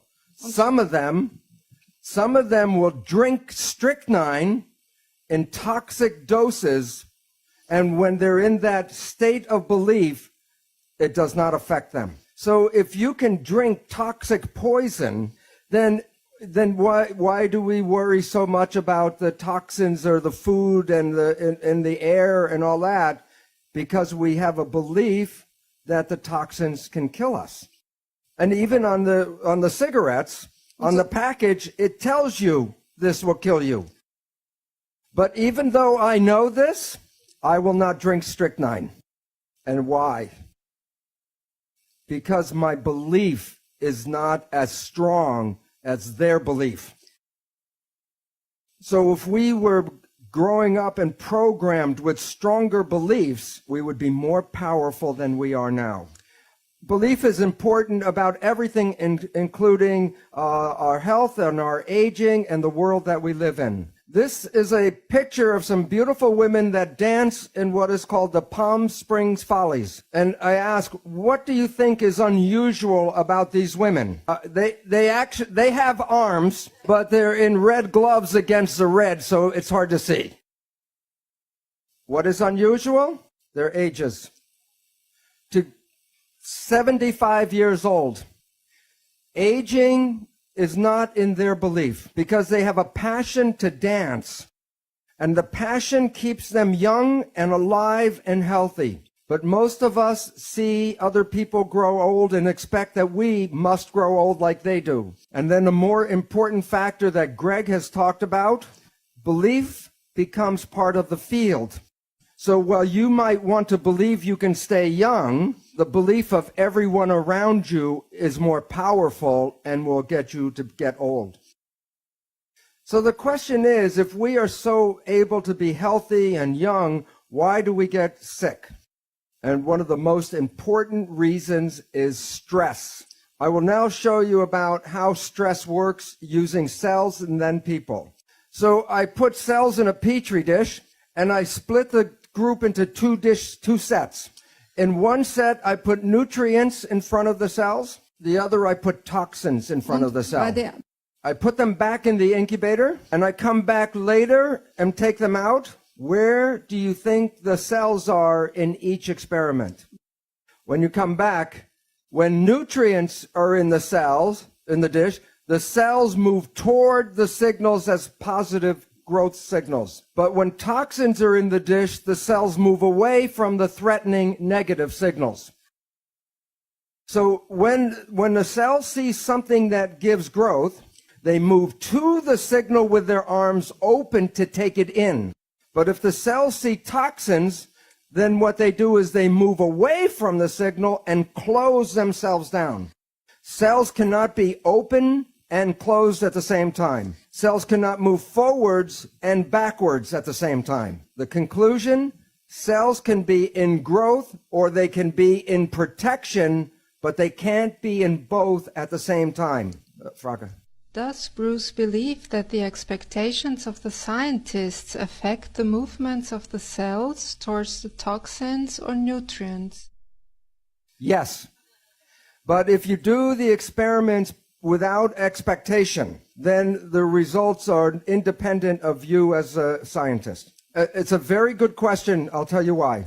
When research on drugs is carried out by the drug company, it will be 4 or 5 times more in their favor than when the same research is carried out by independent people.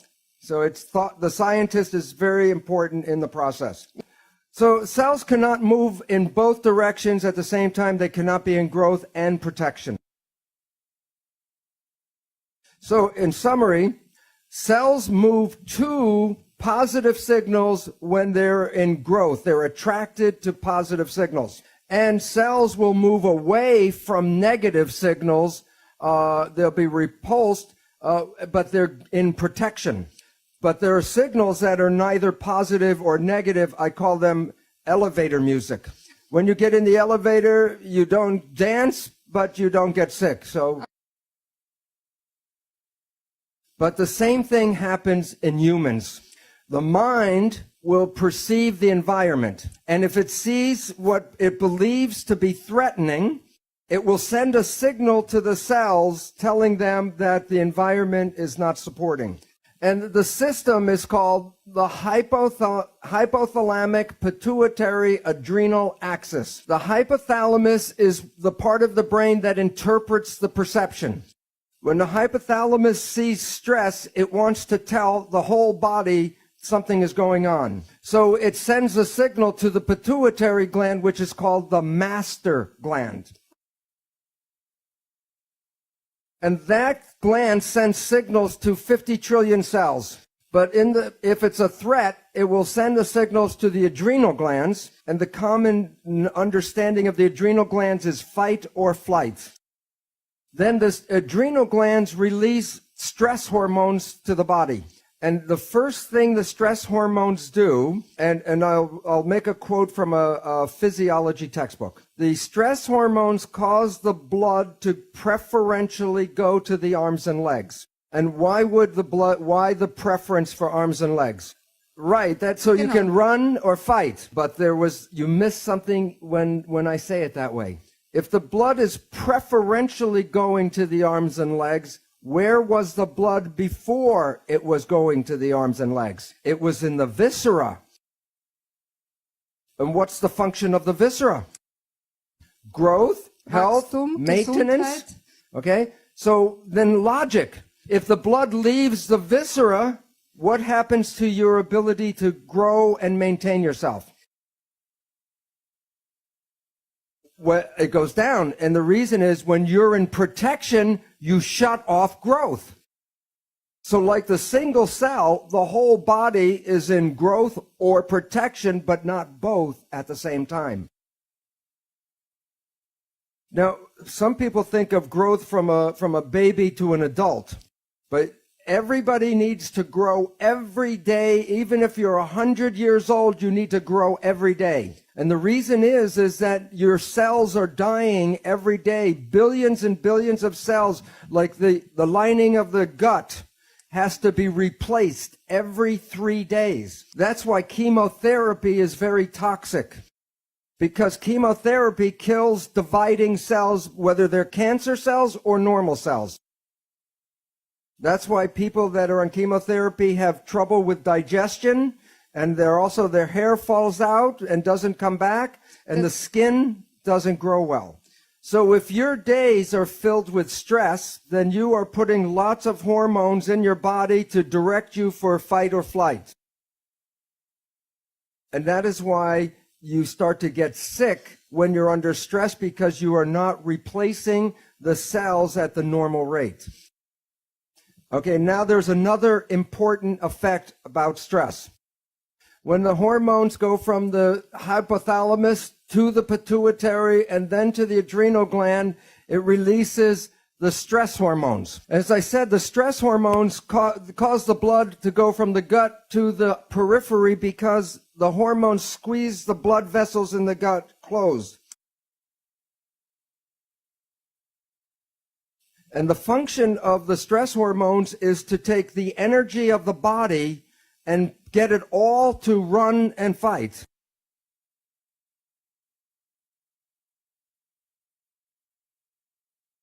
So the stress hormones will shut off the functions of things that will not be needed in fight or flight.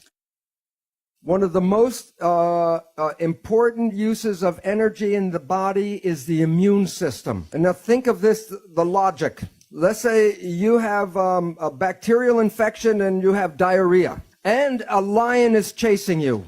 How much energy should you put in to fight the infection, and how much energy should you put in to run away from the lion? Forget the immune system, because if the lion eats you, then the bacteria are his problem. So the issue is this. Stress hormones shut off the immune system. And the significance is, it's important, is that every one of you right now is infected with almost all of the disease germs that humans have. Right now, if I take a blood sample, I will show you you all have viruses and bacteria and parasites.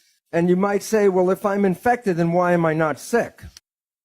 Because if your immune system is working properly, it will suppress these parasites and germs. But the moment you start to shut off the immune system, then these organisms begin to start growing again. So the idea that you catch a disease is not really true. You already have the disease.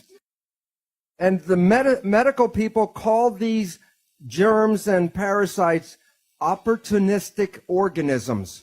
So if you are under stress and you shut off the immune system, then you give these organisms the opportunity to then make the disease. And yet, when we get some of these diseases, we go to the medical doctor and they give us drugs to kill the germs and the bacteria. Well, this is very helpful if the disease is going very quickly. That was not the problem in the first place. The problem was stress that shut off the immune system. So to get healing is, okay, treat the disease, but also treat the stress. Okay, so now we have two problems with stress. It shuts off growth and it shuts off the immune system. There's a third problem, which I call it's adding more stress. It's adding more stress. A third problem. When you are in fight or flight, do you think you use conscious reasoning or reflex behavior? You use reflex behavior. So very important. Listen. The stress hormones, I said before, squeeze the blood vessels in the gut, causing the blood to go to the periphery. But when the stress hormones come into the body, they also go to the brain, and they squeeze the blood vessels in the front of the brain where consciousness is, to push more blood to the back for reflex behavior. That means when you're under stress, you are less intelligent. And for my example, I give you the people of the United States. And the reason is the government knows this. And ever since 9/11, they keep in the media, the newspaper, the television, more stress, and the result is very important. And the importance is this. Since 9/11, every year, the pharmaceutical companies have made 20% more profit every year. In 5 years, 100% more profit in selling drugs. So it's important to realize that stress affects you in many different levels, but all of them result in shutting down your life.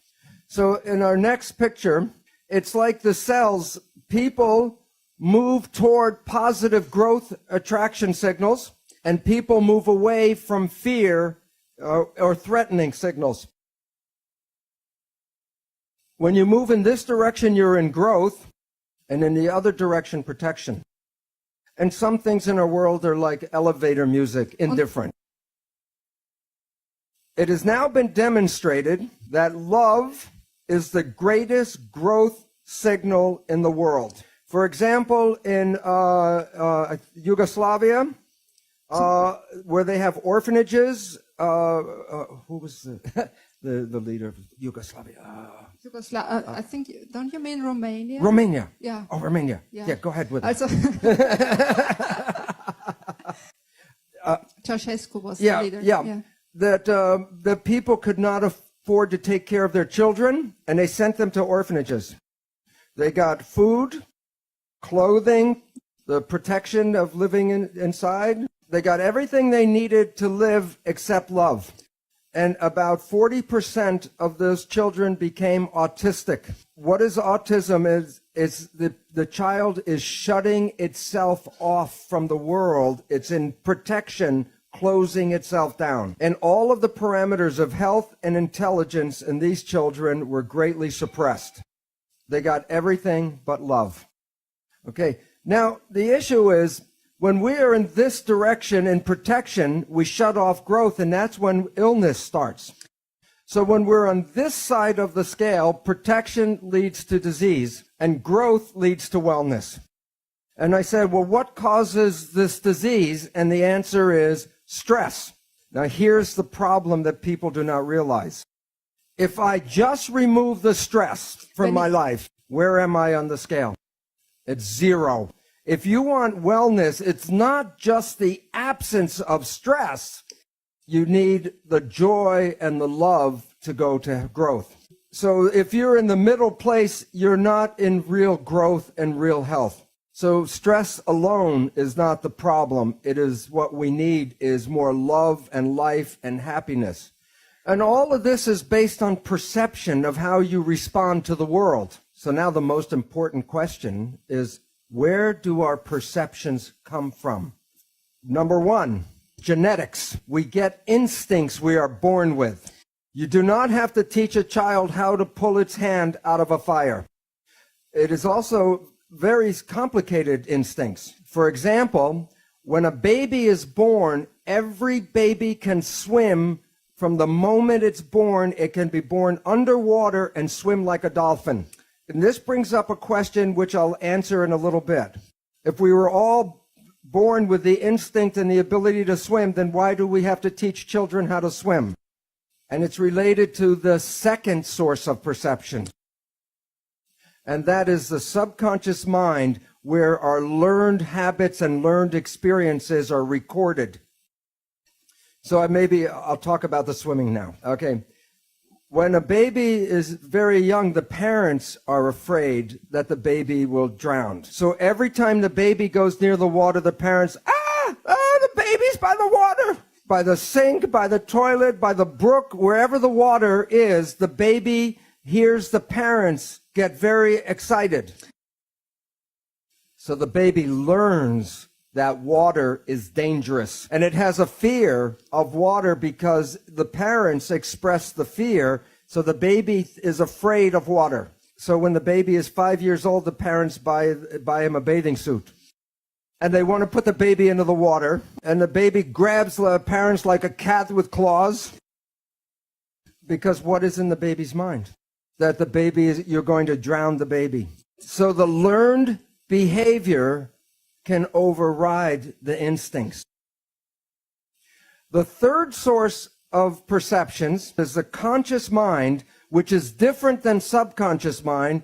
The subconscious mind is learned habits.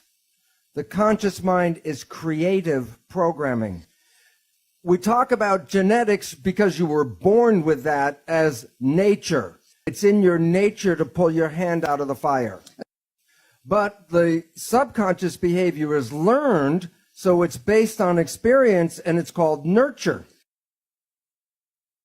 And for 100 years, science says, which is more powerful, nurture or nature?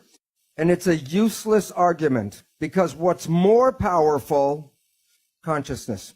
When you are conscious, you can rewrite the instincts, and when you become conscious, you can rewrite the experiences of your life.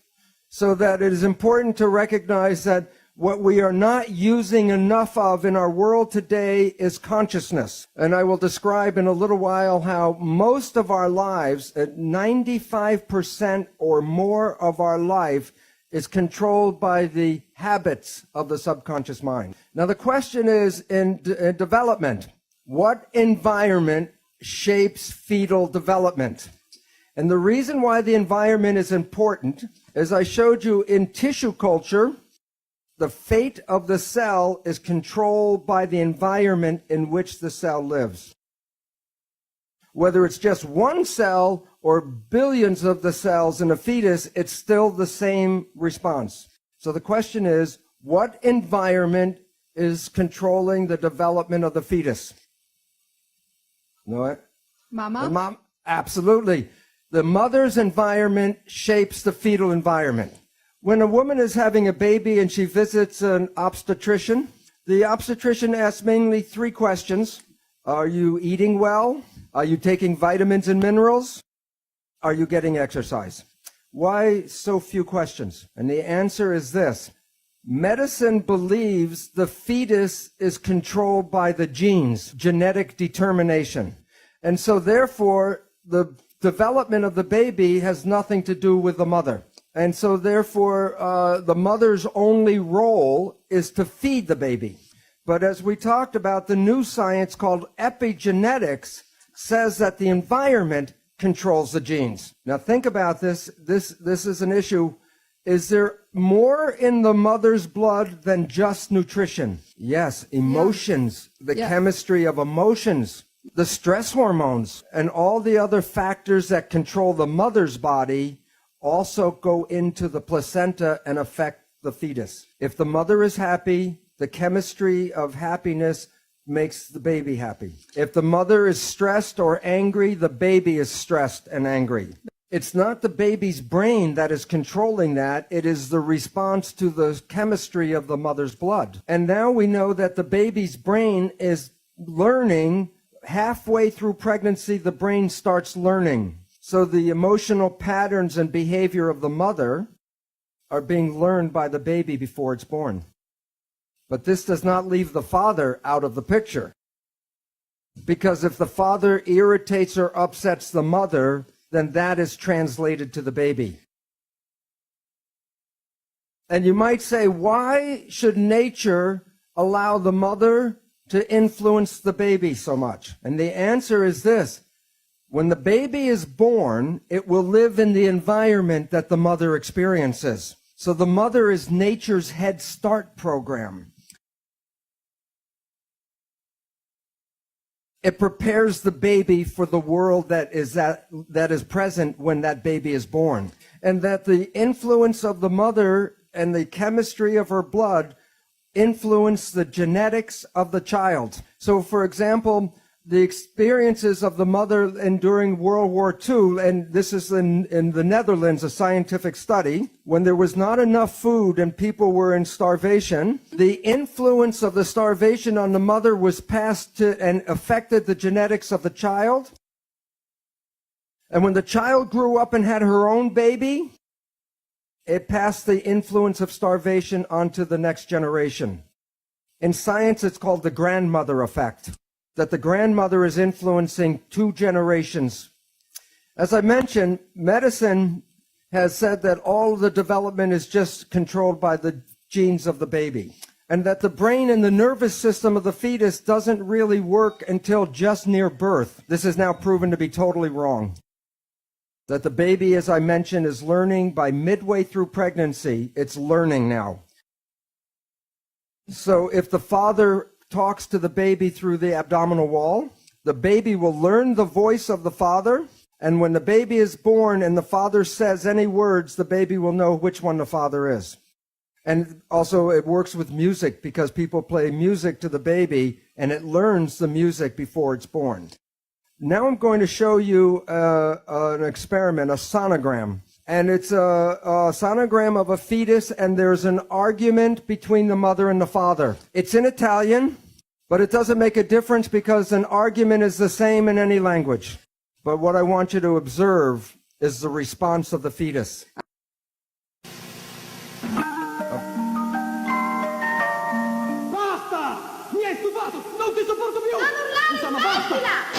Quando un bambino nasce, ha già un passato. Siete voi. Non dimenticatelo, perché 9 mesi valgono una vita.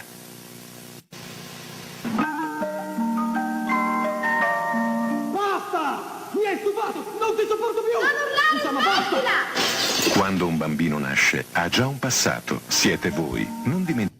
The baby experiences everything the mother experiences. And if there are patterns, that's when the baby learns. So we were affected before we were born. The personality we have was being laid down before we were born. And in a new book called Why Love Matters by Susan Gerhardt, she describes how the brain develops and how our personality is already derived by 2 years of age. And that's the personality we will express through the rest of our lives until we change that. And I have been talking about how parents influence the genetics of the child. And I say parents are genetic engineers because they shape the genetics of their child. And I've been talking about that for 20 years. And now finally science, and this is from Scientific American, and the conclusion, as they show, the findings suggest that a mother's parenting style can affect the activity of a child's genes. So there is a lot of responsibility in being a parent that we have not been aware of because we've always said genes control biology, but it's the environment that controls biology. Question. In the news and worldwide, we see an increase of autism and learning disabilities in children. And I can see now how that is connected. And the question is, can this trend also be reversed or improved? Okay, two parts. I will make two answers. One, there is an epidemic increase in autism, yes. But it's not all due to negative environments. So it's not all the parents' fault. It's an influence of the field. An influence of things believed, for example, like vaccines. And there might be an influence from spiritual, bringing in from the spiritual world. The question is there anything that can be done about it? And yes, the answer is yes. One of the most important things is if you catch it early. And you may ask, well, how would you know early? And this also brings up an important topic which I'll expand on. When a baby is born, it has got an instinct to learn the parent's face within the first few days of birth. And you'll see when a mother or a father is holding the baby will stare at the face. Within 2-3 weeks after the baby is born, the baby can distinguish on the basis of the eyes of the parents if the parents are happy or the parents are afraid or angry. And it's a very important reason why the baby does this. Because when a baby now is born, everything is new for the baby in the world. And the instinct of the baby when it comes across something new is to turn and look at the face of the parents.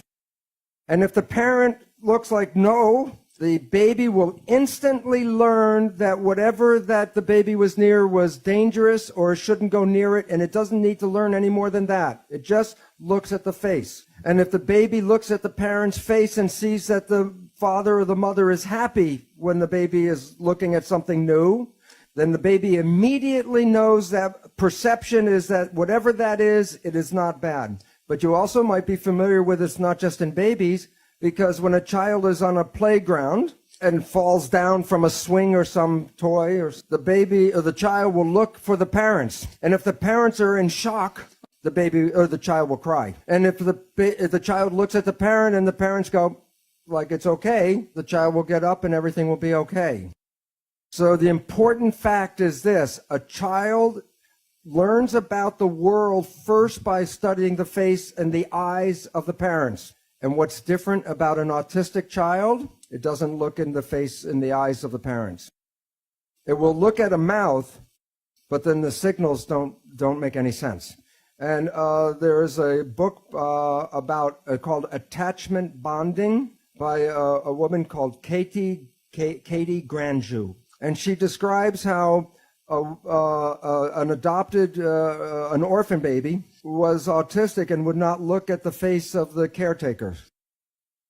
So the caretaker would feed the baby with a bottle, but if the baby did not look at her eyes, she took the bottle out. And soon the baby learned to feed by looking into the eyes of the caretaker. And that baby was grew up not to be autistic. And this is a parenting problem because most parents do not know that this important communication is going on. So they're not paying attention when the child is looking for information in their face. And this interferes with the instinct of learning. So if parents do not pay attention like this, then frequently the child then starts looking everywhere for some information and then loses its focus and attention. And it contributes to attention deficit disorder.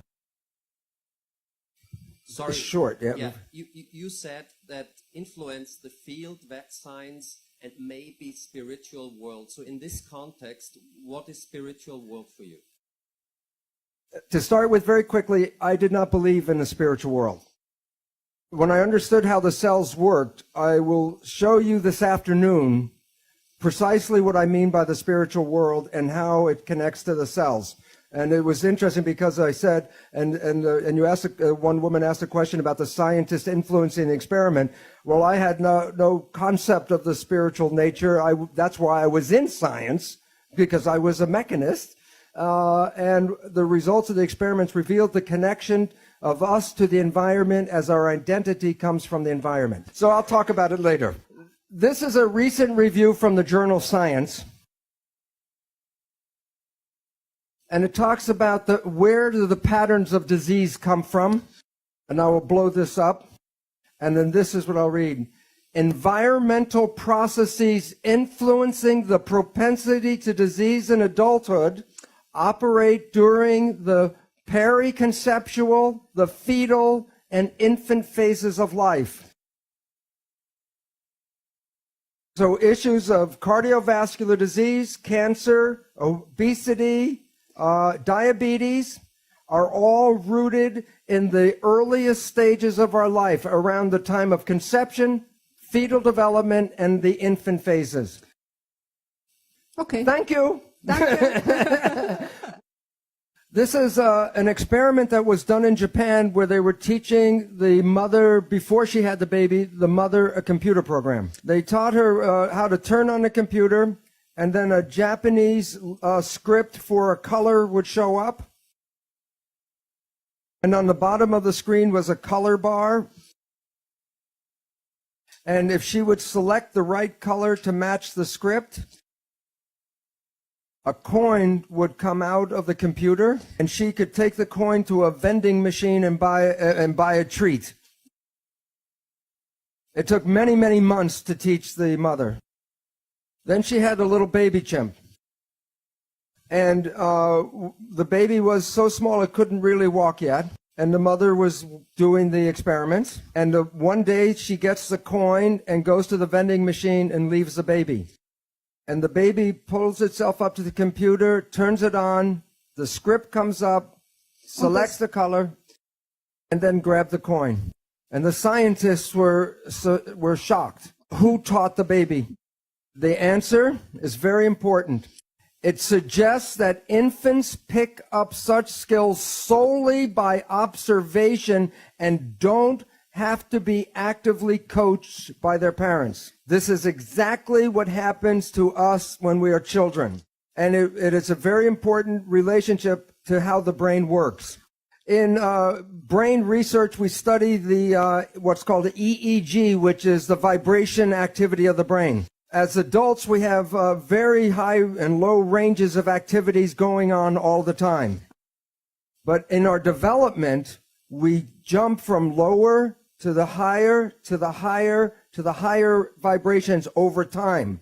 For the first 2 years, from before birth to the first 2 years, we are in the lowest frequency. Okay? From two, this is for an adult, delta is like sleeping or unconscious. But for a child, the child is not unconscious, but because the child can't make a response, it is like behind a window watching the world but can't respond. From 2 until 6, there's higher activity called theta. When we're in theta, it's like imagination. That's why children between 2 and 6 mix the real world and the imaginary world in their play. When the child gets to 6, then another level starts called alpha, which is calm consciousness. When the child reaches 12, it can express all the ranges from delta, theta, alpha, and this is like schoolroom consciousness, beta. The most important point, consciousness, the way we think consciousness, is not available to the child until after 6. The first 6 years are the programmable state. The reason is this low activity is called the hypnagogic trance. So when if I want to hypnotize you, I have to take you from higher levels into lower levels, and then I can put information into the subconscious, which is in here. This is an important reason for this period. This is a period of enculturation. A child has to learn thousands and thousands of facts about how to fit into the family and to society. And so the nature doesn't give the child consciousness to create new things. It just gives it the brain activity to download facts. People are familiar with the Jesuits would say, give me a child until 6 years of age, and it will belong to the church for the rest of its life. Because whatever goes in the first 6 years is the first structure in the subconscious mind. The child is in a state of super learning. A child between 0 and 6 can learn 3 languages at the same time. But after this period, if you try to teach a child just one language, it's difficult. So this period in our life is where we learn the fundamentals of relationships, connections, family, and community. So like the chimpanzee, whatever the baby sees, experiences, or learns from the family, it goes right into the subconscious brain. And this is also the period where we learn self-identity. Who are we? What parents tell us we become. So if parents tell us we are smart and bright and lovely and wonderful, that goes into the program. But if we are told we are not nice people, or we're not smart, or we're not pretty, or we're not good, that goes into the program.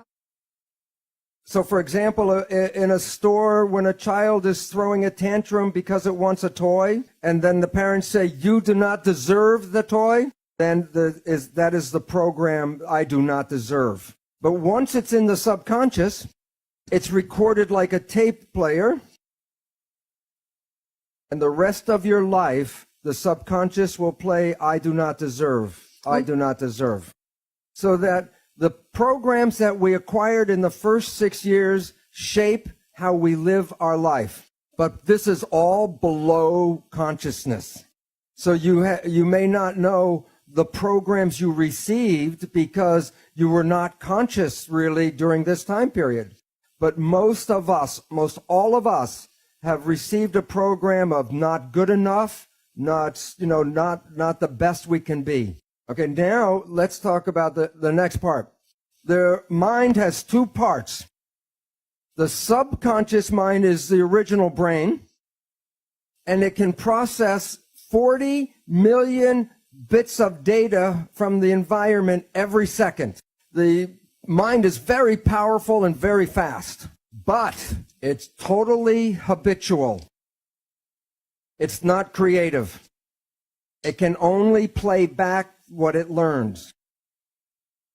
In evolution, the front part of the brain, the prefrontal cortex, gives rise to consciousness. It's a small piece of the brain that is consciousness. Self or consciousness is an add-on option, and most people don't exercise the option. But note, it can process only about 40 bits of data per second. The subconscious mind is 1 million times more powerful. While the subconscious mind is fast, the conscious mind is slow at processing. That's why when you're in an emergency or stress, you operate from this one because it can operate fast and handle lots of data. But the difference between the two is this is habitual. It is the conscious mind that is creative and can generate free will. Just to give you an idea of the difference between 40 million bits and 40 bits, I'll show you the next picture. Imagine this picture has 40 million pixel dots, which is like one nerve, each nerve going into the subconscious. How much, if you open your eyes, how much of this picture does the conscious mind see? That much. I put that much, 40 pixels. Well, the conscious mind is only aware of this much. The subconscious mind is handling all of the other information. The conscious mind can control anything in your entire body. They used to say there were parts of our body that were involuntary control. But now we know that's not true. For example, yogis can regulate their heartbeat, their blood pressure, or body temperature with conscious mind. So while the conscious mind can only handle a few things, the subconscious mind can do many, many thousands of tasks at the same time. Now, recently, neuroscientists are talking about how your unconscious really shapes your life, your decisions. What they say, according to cognitive neuroscientists, we are conscious of only about 5% of our cognitive activity. So what this means is every day, and 5% is high. They say that most people, 1% of their day is in the conscious mind. So every day, you create only from your creation mind, your conscious mind, only about 1% of what is going on in your life. And therefore, 95 to 99% of your life comes from your programming in your subconscious mind. So what this means is maybe you were the child in the store and your parents said you do not deserve. 95% of the day you will sabotage your life to make sure you do not deserve. And the reason why is the subconscious job is to create reality out of the program. And so therefore, if you have negative programming, 95% of the day, you will create that negative experience in your life. Now, here's the problem. The conscious mind and the subconscious mind work together. So whatever the conscious mind focuses on, it can control, but what it's not focusing on, the subconscious mind controls. So most of our day, we are thinking about the future or thinking about the past. That's with the conscious mind. So if the conscious mind's not paying attention to right now, then everything you're doing during the day is being run by the program that you got. But the problem is, because your mind is not, the conscious mind's not paying attention, then it does not see the program being played by the subconscious mind. I'll give an example. When you first got you in the car with a driver permit, you didn't know how to drive a car. So you were very conscious of everything, watching everything as you were trying to drive. But now you've driven for 10 or 15 years. And you might be like me. I can have a passenger in the car, and my conscious mind will be in a conversation. And I'm driving 10 minutes. And then I look out the window. And I realize I didn't pay attention for the last 10 minutes. Did anybody else do this besides me? The lesson, if I said, describe your driving behavior during that 10-minute period, you would say, I don't know, I didn't see it. This applies to all of our activities every day. I'll give one more example. If you know somebody and you know their parent, and you see that this person's behavior is just like their parents, and then you say to your friend, Mary, you're just like your mother, then Mary will, what, are you crazy? Why doesn't Mary see she is like her mother? Because when she's playing that behavior, she was not paying attention. So she doesn't see that she's playing the behavior that she was programmed by through her mother. So most of every day, you are not playing programs that you personally want. You're playing programs that you got from other people. But you didn't see those programs. So when your life doesn't work, you say the universe does not support me. And yet the truth was, it was your own invisible behavior that sabotaged you. So what's important is some people say, well, maybe I just do some positive thinking. Which mind does the positive thinking, conscious or subconscious? The conscious mind, which works at 5% a day with a 40-bit processor. And when you're doing your consciousness, are you paying attention to what's going on? Who's running the show? The experiential programs from the subconscious mind, and that is 95% of the day with 40 million bit processor. Does positive thinking work? Do the math.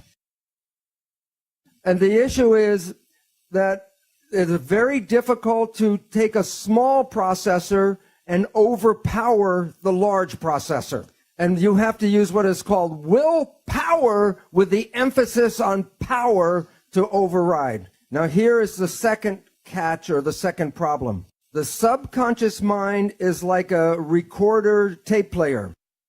It records an experience, and then when you push the button, it plays the experience back. I don't know if they say it here, but sometimes we say, somebody says, he pushed my buttons. Push the tape and the behavior plays. So then we take our conscious mind and we want to talk to the subconscious mind and change the program. Now think about it this way. You have a tape player and I give you a cassette with a program. And you put the tape in and you push play. And the program is going, you say, I don't like the program. Then you go up to the tape player and you say, change the program. Change the program. How much yelling at the tape player will cause the program to change? First we talk, then we yell, then we get mad, then we ask God to change the tape. The issue is the tape will not change by doing that. But there are ways to change the program if you know how to push the record button. I will talk about, just mention 3 different ways to control your life. Number 1 is Buddhist mindfulness. And what that means is, if you are conscious and pay attention, then you don't play the tape. And I bet everyone in this room has experienced a time in their life where you did this, and it was one of the most special periods of your entire life. It was the day that you met your special partner or the person you fell in love with. If you think back to the period where you really had your first big love affair, I bet you were happier and healthier than you ever were, even from the day before you met them. And I call this the honeymoon period. Why was your life and your honeymoon so beautiful? I'll give an example. The day before you meet this person, how long did it take you to get dressed? 5 minutes, you put your clothes on, you're out. How long did it take you to eat your dinner? A few minutes, and then you wipe your face with your sleeve. But now, today, you meet your special love. You're going to go on a date. How long does it take you to get dressed? Be an hour or more. And then you go to dinner, and I bet you remember every rule of etiquette. You use the right fork and the right spoon. The napkin, you blot, and you didn't talk with the food in your mouth. What was different that day than the day before? You watched yourself. You didn't let the automatic program play. You were consciously controlling everything because you wanted to show your special person who you really are, so you made an effort to watch yourself. So both people are being their best they ever have been. And love is everywhere. And then time goes on. And then your life comes back in. And you start to get busy. And your mind starts to think about the job or the world or whatever it is. So while you're thinking with your conscious mind, then you're behaving with which mind? The subconscious mind. Whose programs are in the subconscious mind, yours or somebody else's? So your friend comes up and asks you a loving question, and your mind is thinking of something. And then you respond like your parent to them. And they look at you like, what kind of behavior is that? Did you see the response? Yes or no? So you say, what are you talking about? And then the arguments begin. Because now you're communicating as a different person. You're not communicating with the person you believe you are in your conscious mind. So if you were the child in the store at 6 and you were told you do not deserve, and then you're on your job in a little tiny room doing a little job and you're thinking, I'm better than this. I should be running the company. And while they're thinking that, they're doing a job. Who's running the job? The subconscious. And what is the subconscious program? You do not deserve, so you make mistakes. How many of you were told you were average students? And then you take an exam, and when you get the test back, you look at a question, you said, I knew the answer to that. Why did I mark it wrong? Because the subconscious job is to create the reality of the program.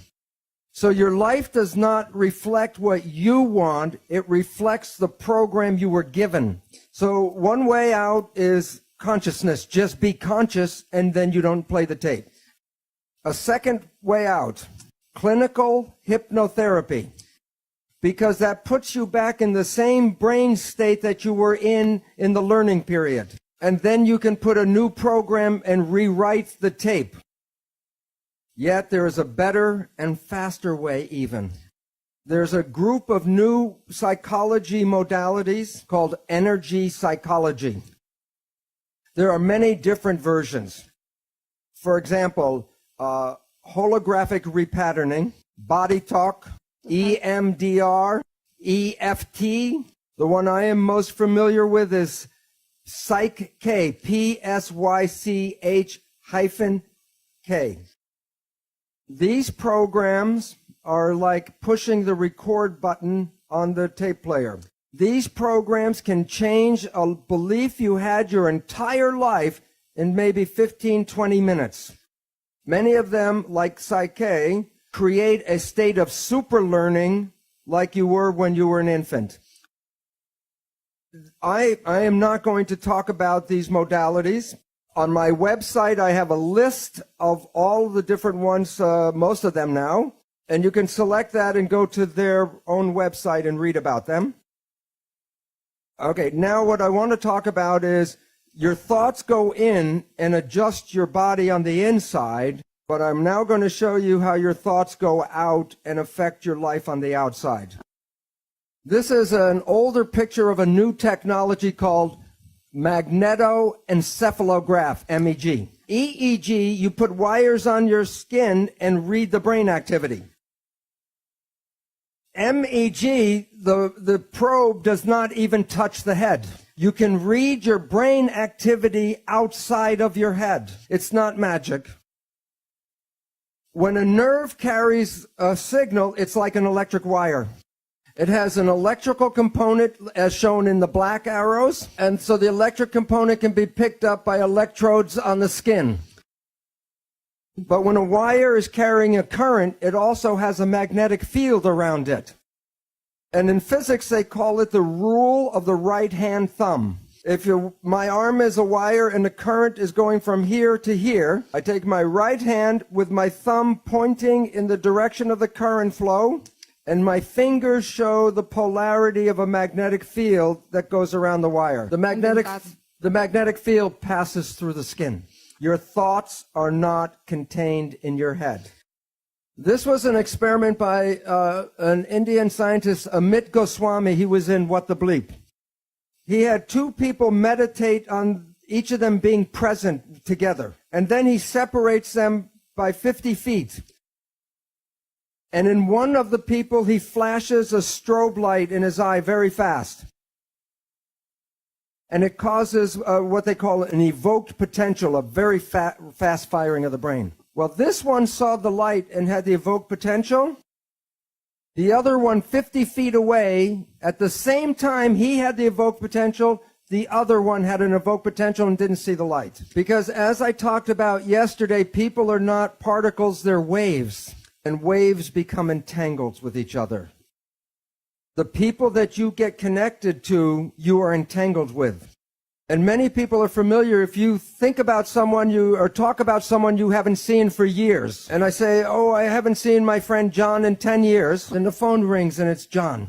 Or a letter comes in the mail from John. Most people experience something like this.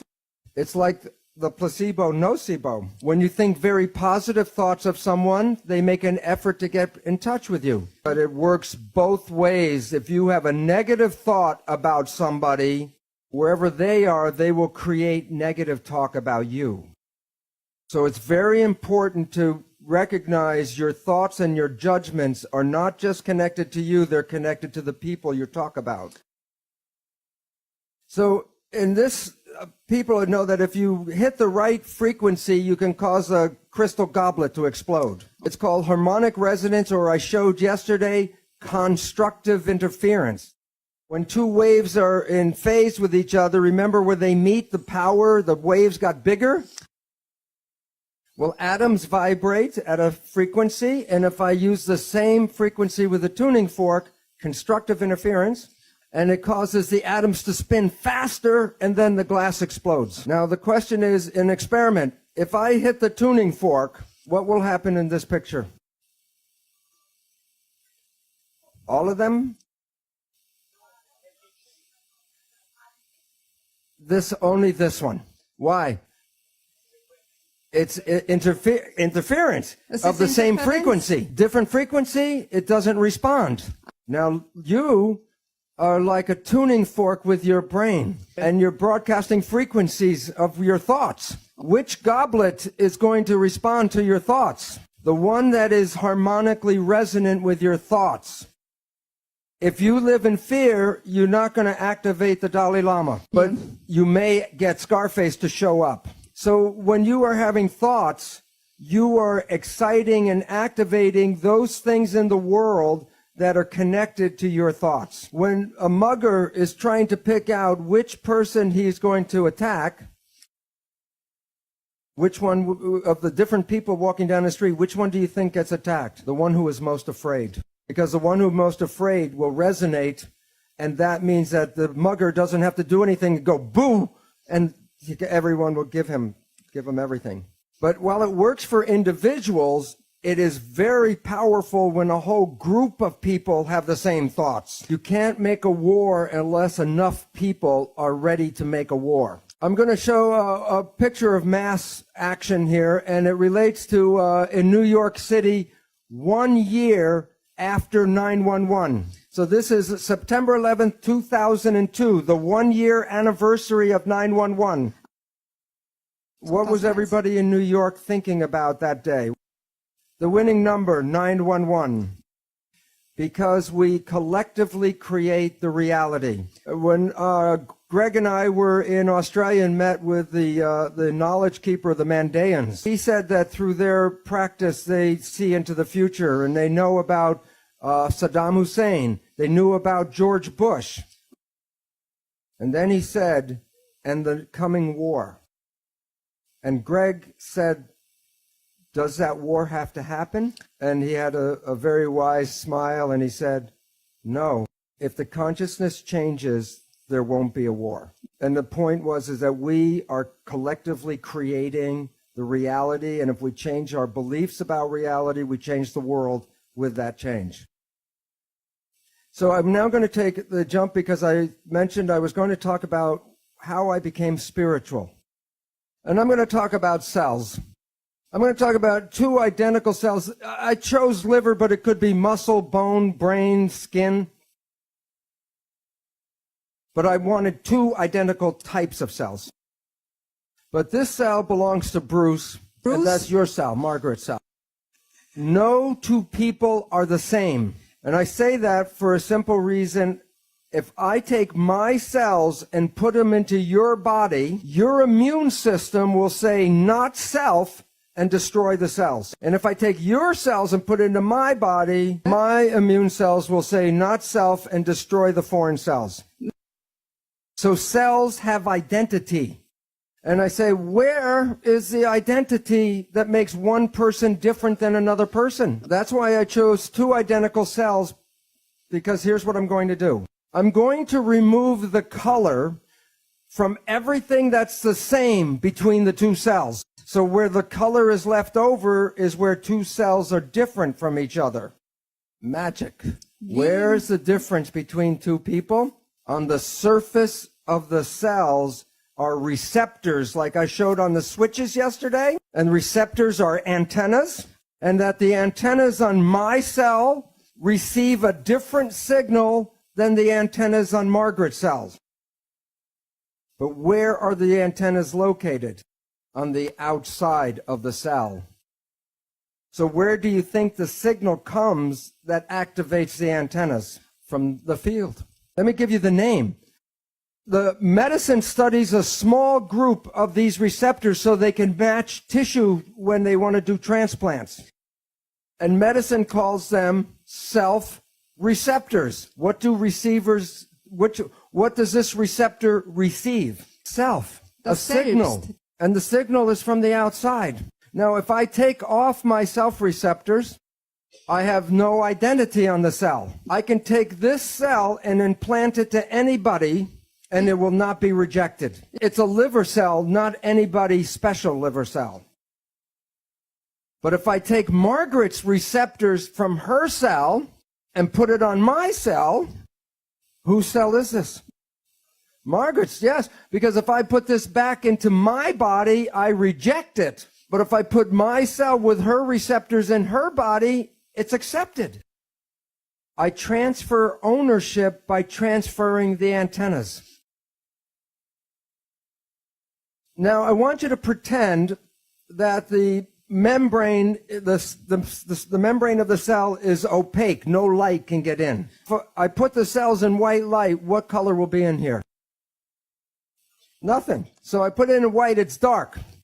But now I want you to pretend that the self-receptors are like sunglasses. So what color is going to come into my cell? What color?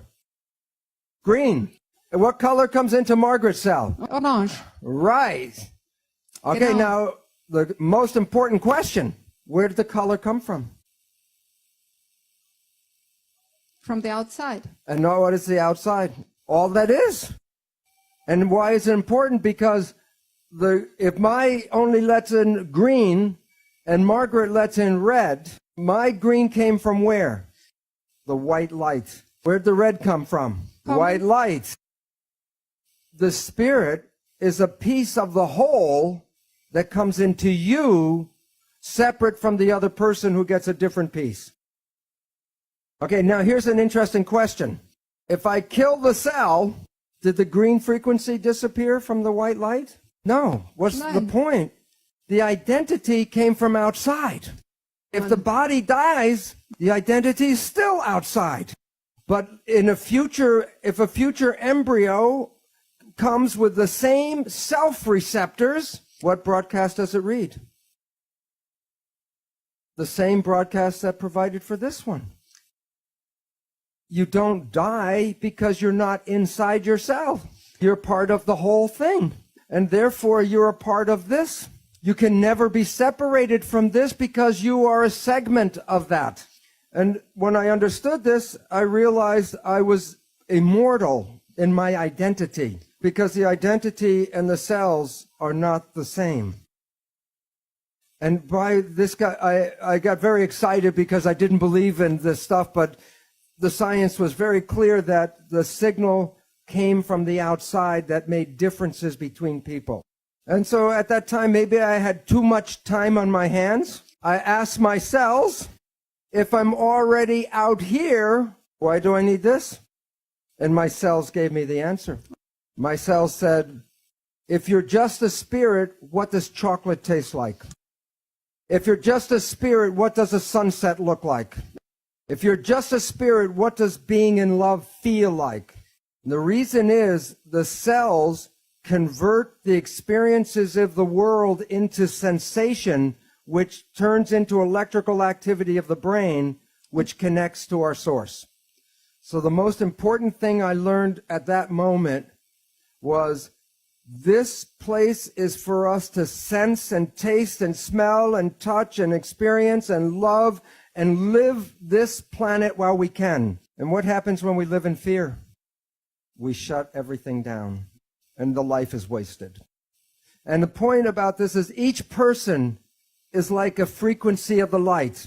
In refraction, white light, when the white light comes in, the spectrum comes out. If I push the spectrum in this way, what comes out the other side?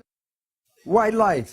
But each one of us is like a frequency. So we vote in this room, we don't like Mr. X, and we throw Mr. X out. Okay, so we throw out Mr. X. I take the remaining frequencies and I push them back through the prism. Do I get white light? No. We, as a group, want the white light to come back to the planet. We gave the white light to people like Jesus and Buddha and Mohammed, but they were trying to teach us a lesson that we are the white light. The lesson we did not learn is that we are cells in a larger thing called humanity. We as individuals are not evolving. Humanity as a collective organization is evolving. So we have to recognize each human is a piece of all that is, and all of us together make white light. And so we are in a state in the world where we keep killing off the cells, and it's not a coincidence that as we destroy the body of humanity, that humans are suffering from what are called autoimmune disease, self-destruction. For the vibrations that affect the whole also create the same pattern in us. Okay, so the mind, let's talk about it now. That there's a super consciousness, something from the environment that plays through the self-receptors. There's a subconsciousness, which is our experiences and our instincts. Most people live their day-to-day life just using this. But if you take the superconsciousness and mix it with the subconsciousness together, that's what self-consciousness is all about. That's when you use your conscious mind and your experiences and create the life that you want, which may be different than the programming in the subconscious.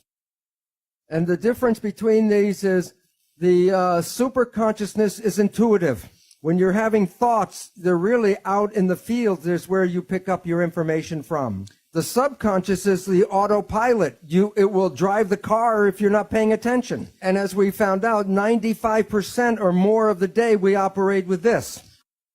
But when you take that one and this one together, then you're driving your own vehicle. So in conclusion, I say, well, what creates the life that we have? And the answer is spirit, the element from the field, and then the influence of the spirit in the self is the mental process. So the reality that we're experiencing right now is a combination of spiritual and mental activity. The article is called The Mental Universe, and it's from a professor of physics at a major university called Johns Hopkins University. Instead of reading the whole article, I'll show you the exact 2 sentences at the very end of the paper. The universe is immaterial, it's mental and spiritual. Live and enjoy. And this ties together all the work that Greg has been talking about in the field, the mentation, the spiritual element. It ties it to the physical body and your own consciousness. And therefore, we have a good message from science. We can create the world that we want, and what we have to do is become conscious. And then heaven will be on this planet right here. Thank you very much. Thank you. Thank you very much. Thank you. Thank you very much. Quantum phone, quantum excitement, quantum success. It's not just phone service anymore.